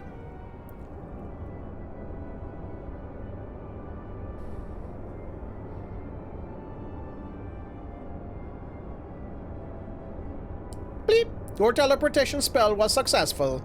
We appear to have arrived at the location described as Best Way Burrow. An inspection of the technology in use here would give me detailed insight into the ancients and their civilization. This body, however, lacks my previous frame's advanced observational functionality. I will require external assistance. Did he say assistance? No, it can't be. It is you! Oh, Warren, I've missed you so! Cutest trio ever!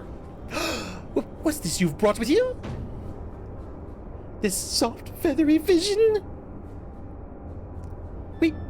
We've been out fluffed. Pack up the moon. It's all over. Why bother with burrow building bunnies when you could walk around with this adorable avian engineer? Just bake me into a pie and be done with it. Even the Loporits recognize the cute that is Alpha. Inspect our inventions? Wait, so you're not done with us? I wasn't truly worried, of course, and I certainly wasn't about to roll up myself in dough and dive into Cookingway's new oven. If a technical breakdown is what you need, then I am your Loporit.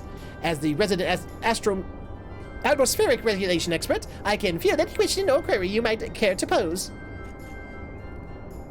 Bleep. Acceptable. I will employ this being to guide me around the facilities. Your presence is not mandatory. Even locked within my current chassis, I am still an autonomous construct that has endured hundreds of your life cycles. I am capable of completing this simple objective alone. Fine. I'll stay here with Alpha, and when no one's looking, cuddle the hell out of him. Come on, let's cuddle. Let's go to the corner and cuddle. Come on, you're too damn cute. No, don't leave me! Don't leave! Oh.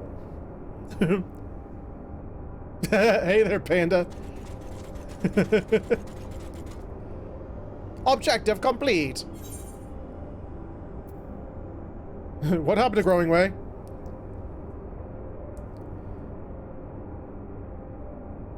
After my 50th question, his responses began to suffer noticeable delays. By that stage, we had viewed a representative cross-section of Loperate engineering, thus I deemed it unnecessary to retain his company. I melted him. He did. Conclusion. Extrapolating from the faction of technology on display, the full spectrum of the Ancients' advancements was, at minimum, equivalent to a level 4 civilization. A fact which demands further investigation. Despite establishing a near-ideal society, these beings nevertheless harbored a weakness which invited self-destruction. In studying them, I stand to gain a greater understanding of Sir's anomalous decision. You're too damn cute! Growing Way informed me that another type of ancient-made entity exists upon this satellite. The one they call the Watcher. I would speak to him.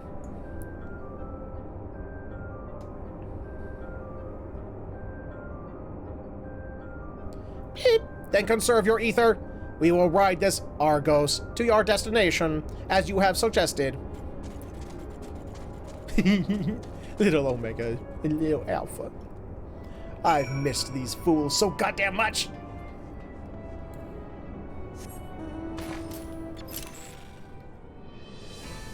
And I've killed my shoulder once again. Oh, that's right, south. One of these days I now own both Nier Automata and Nier Replicant. I still haven't played either of them. I really gotta do that one of these days. Thanks to my beloved Cindy, who's a very generous soul, I now have both those games.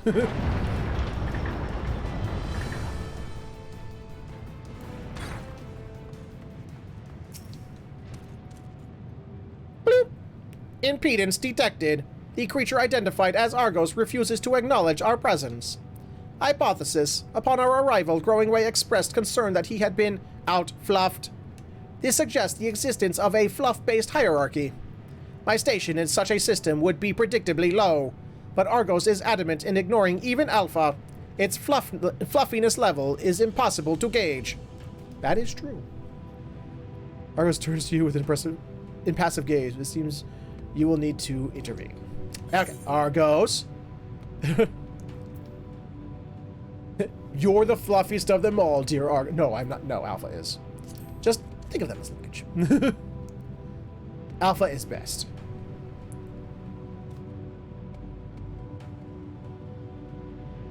Argos gives an exacerbated snort before motioning to his back.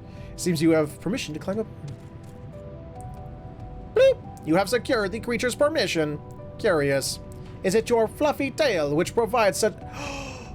Now I want to know what this line differences would be with different species is. Because he's specifically calling out my Mikote tail. I wonder what would happen if you know...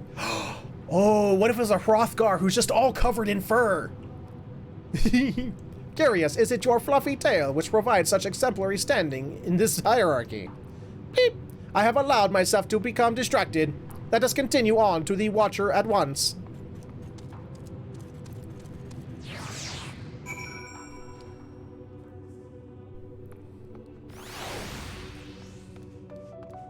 What would it do for like an Aura or, you know, like, you know, who's all scaly and shit? How would that change things, I wonder?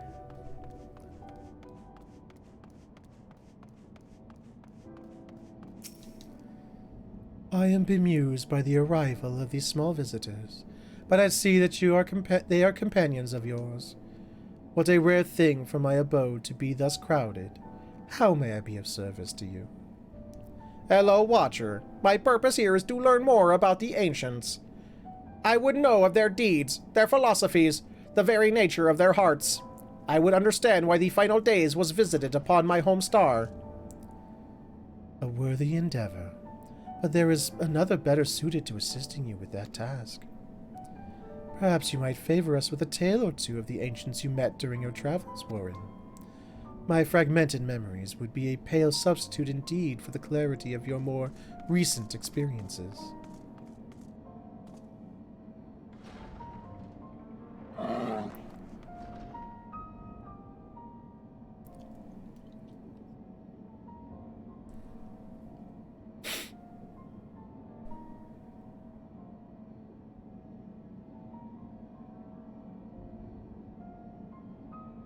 Are we telling the story of Hermes?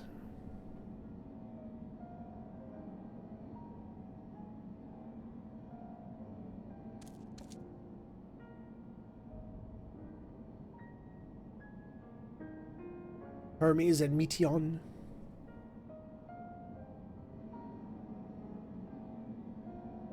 Yes, I can envision every detail. Your meeting with Finan and Emet-Selch and Hythlodaeus. The sorrow and determination of Hermes.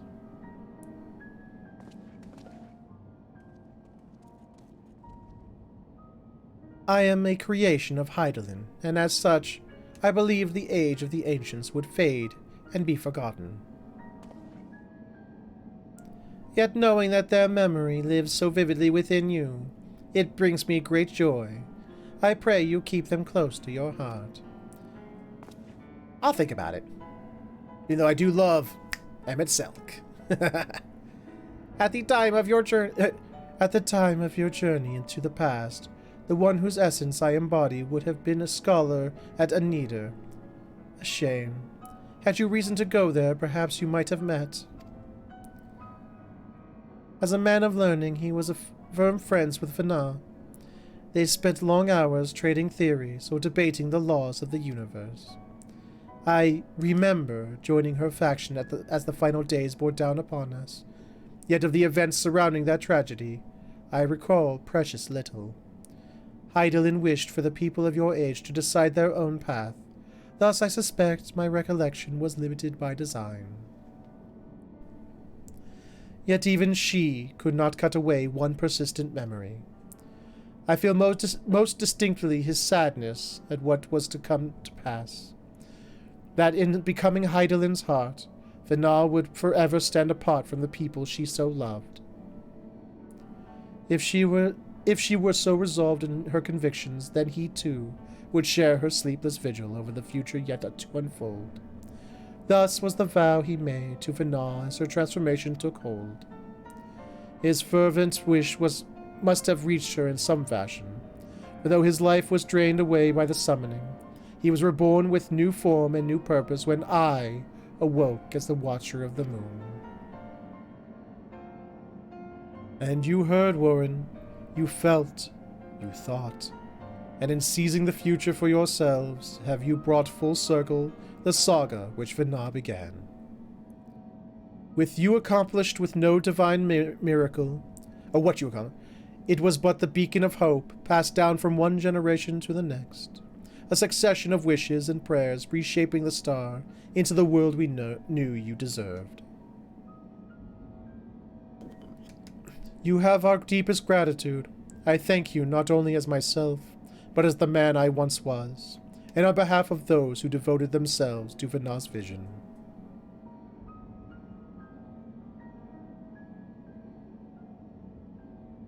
Bloop! Bloop! I understand the facts of your story, Warren, but not how you have chosen to process them. On what grounds do you speak of Finan with such fondness?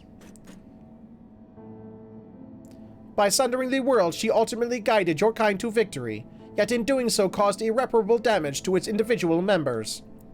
The full scale of that act is beyond calculation. It is evident, however, that it resulted in a protracted period of suboptimal existence for Emet-Selch and his brethren. Query: if your survival of your kind is the deciding factor in your evaluation, then should you not also admire Hermes for his decision to subject man to a trial, forcing you to change or perish, as was the fate of countless civilizations before you? From my perspective, his determination was similar to that of the Omicron's ancestors, those who first began trading flesh for machine, so that our people might stand against the onslaught of aggression from other races. It was an unprecedented attempt, accompanied by many failure and sacrifice. Much failure. Their early experiments were crude, primitive. Had they not made those first advances, however, we would have remained vulnerable to our environment. The violence would have utterly consumed us. And what of Emmett Selk himself?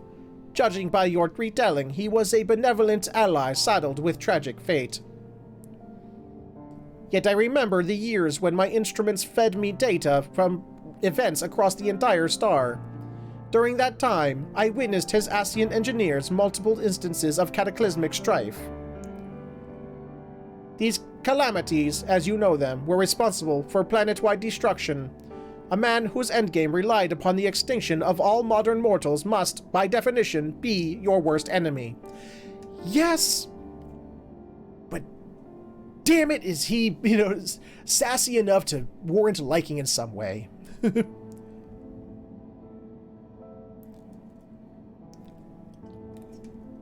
Also, apparently when, the Warrior of Light was also a whole ancient himself, they were best friends, so I don't know. I require an answer. As a being of heart and soul, how do you classify each of these pivotal figures? From your perspective, which of them was most justified in their actions?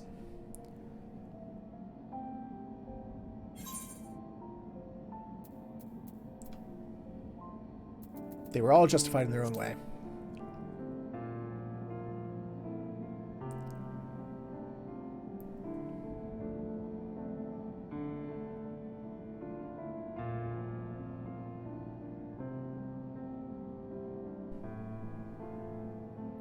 I think I understand. You seek a definitive answer, yet based on our experiences, Warren and I might develop very different opinions. In the same fashion, you are free to form your own thoughts on the matter. Do not be so swift to consider them without merit.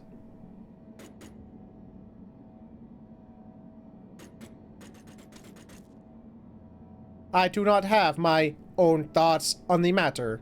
I assess each situation with the same logic pathways available to every Omicron.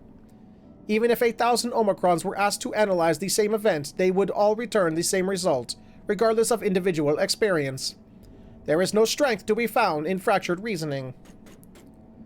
And yet no growth either. Nonetheless, I find your input valuable, recording data alongside interview results.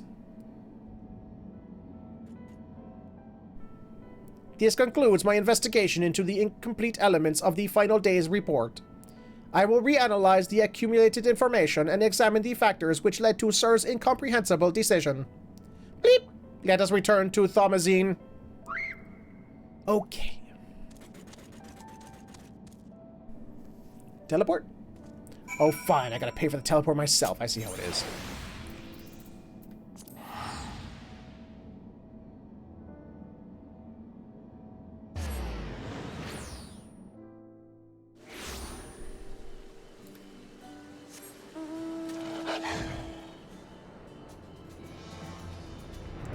Up and over to go down.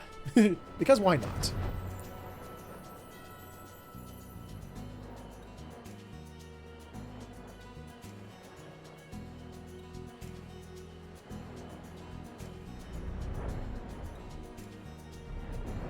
Hello! I have returned. Did you miss me? Ah, there you are, right at the last moment. Your journey with Omega was properly educational, I hope. We'd planned to ask you all about it and that mystery transmission besides, but I'm afraid something urgent has come up. Seems one of our Ironworks associates has fouled up a job elsewhere, and Jesse needs Wedge and me to rush in and lend a hand. There's an airship already waiting for us out in the lobby, on the harbor. In fact, do you think you could escort us over there and talk as we walk? Blip, acceptable. I am fully capable of speech during ambulation. I figured you might be. Right, let's get a move on then. What about the message, though? I want to know what the message said. Come on, man!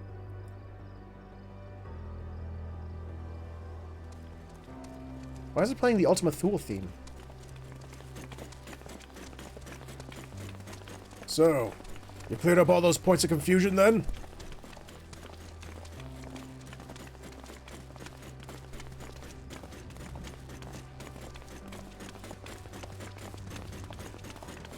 I had mistakenly classified your intangible heart as an ability of some kind.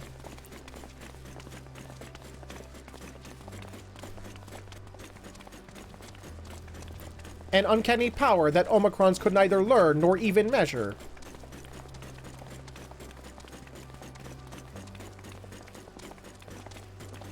Even now, its full nature yet eludes my comprehension. You're so adorable, Alpha! Based upon our investigations, however, I have decided to alter my definition.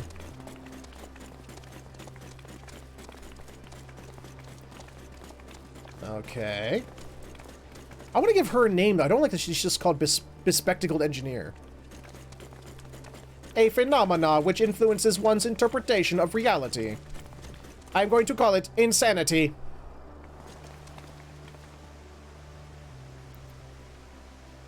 To this, as close to an answer as I have found. Oh, that is as close to an answer as I have found.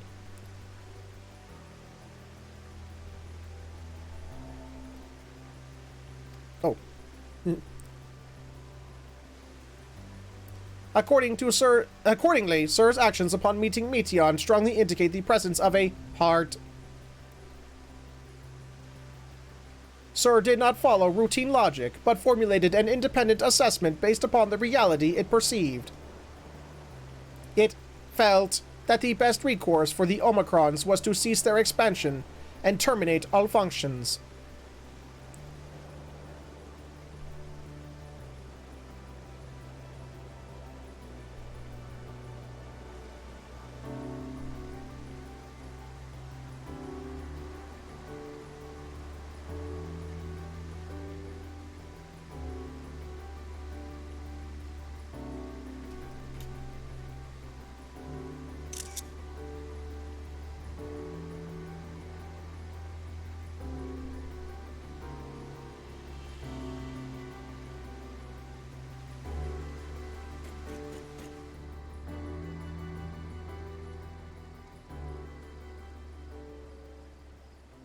Okay.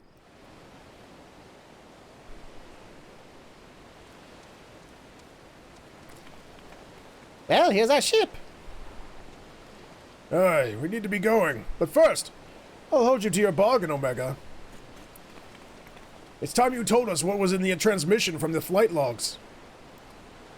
Acknowledged. I will uphold the terms of our agreement. The recording salvaged from the Ragnarok was a simple one. Kill all humans! The message is so basic, in fact, that the time spent listening to it may result in a net loss of value. Shall I continue? Now you're just teasing. Tell us the message already. Acknowledged. Converting dialect coding to local language.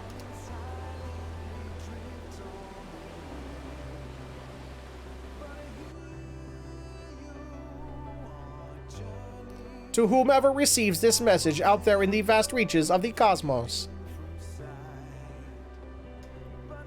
To someone, I hope, who looks up at the stars with the same wistful gaze as mine.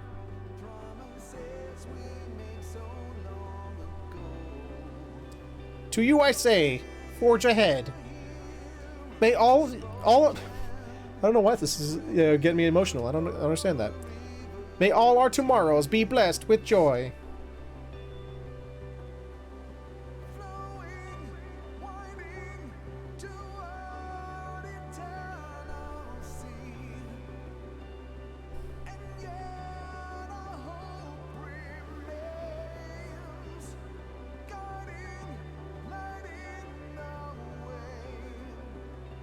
Does that mean food? Cute little alpha.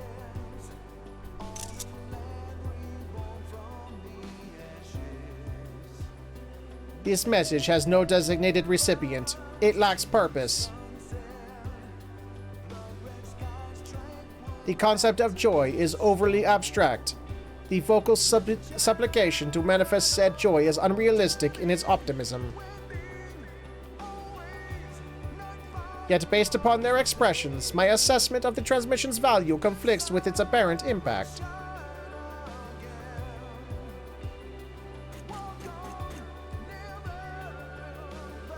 And still, I fail to understand you, sir.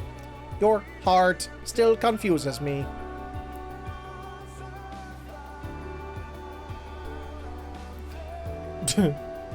Was termination of everything the correct course? How did you arrive at this conclusion?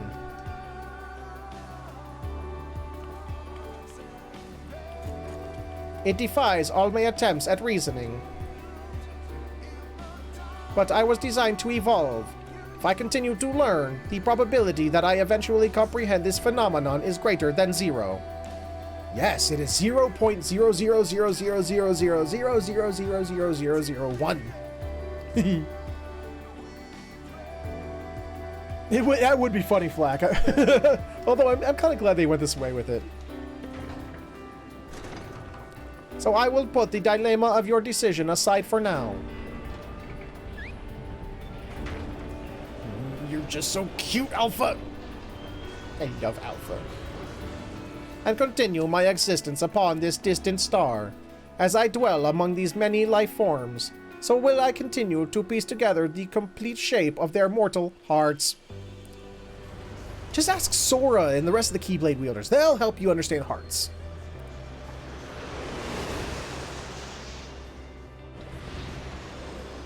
I must document their progress. I wonder what would happen if we brought Omega to the projections of the Omicrons in Ultima Thule. Wonder what would happen. Your contribution to my education is appreciated, Warren. Indeed, I have amassed a satisfying quantity of valuable data. Now that our negotiated business is complete, however, Alpha and I will return to traveling the world. Drawing on recent experience, I am confident we can expand the radius of our ventures by a significant margin. So cute you are, Alpha! Zoom in! Zoom in! So we better see the Alpha. We need not limit ourselves to Eorzea. I am now familiar with Charlian and Razatan, and would also like to visit the freezing climes of Garlem. I neglected to instruct Biggs and Wedge to upgrade my climate shielding. Beep. I will reroute my request to Deputy President Jesse. Engaging ambulation and parting salutations. Farewell, Warren. Don't go, Alpha! Oh, you're so goddamn cute! Alpha gives a vigorous shake and draws forth a scrap of pale paper from under his wing. Quay. It seems he wants you to have it. Perhaps this is his way of thanking you. Oh, yay! New music. Flow together. Flow together! Right now! Beep. Swiftly, Alpha. The road is long and we have barely begun our journey.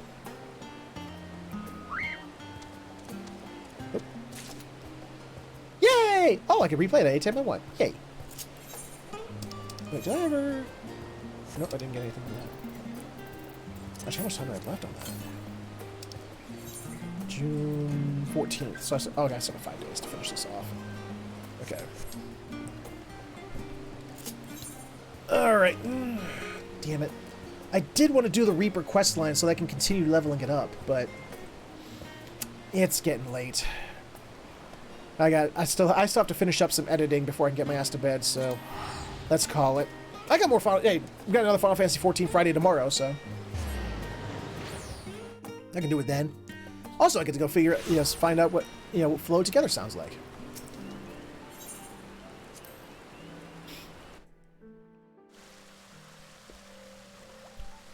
I'm such an emotional pansy. There was something about that scene when Omega rattled off that message that just got me all emotional, like a little well of emotion. I don't know why. Let's see. Flow Together. Where would I find that? Oh, there it is.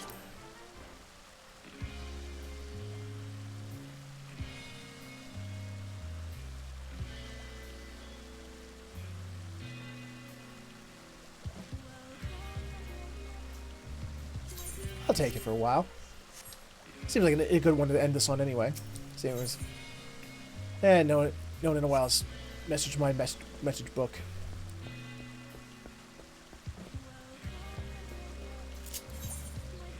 Where's...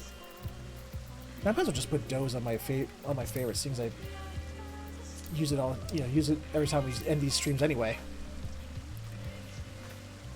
All right, so laying a Eorzean Featherhoof down to sleep. Real world Featherhoof must also, get there as well. Ah, no throwing Pokeballs at me! The lump on my head from the last one just went away.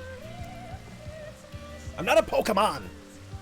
And if I was, I'd be a Vaporeon.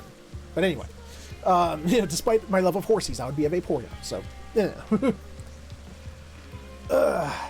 But, we're done for today. Before we talk about what's coming up later this week, for the rest of the week, let's talk about what we talk about at the end of every live stream, plug time.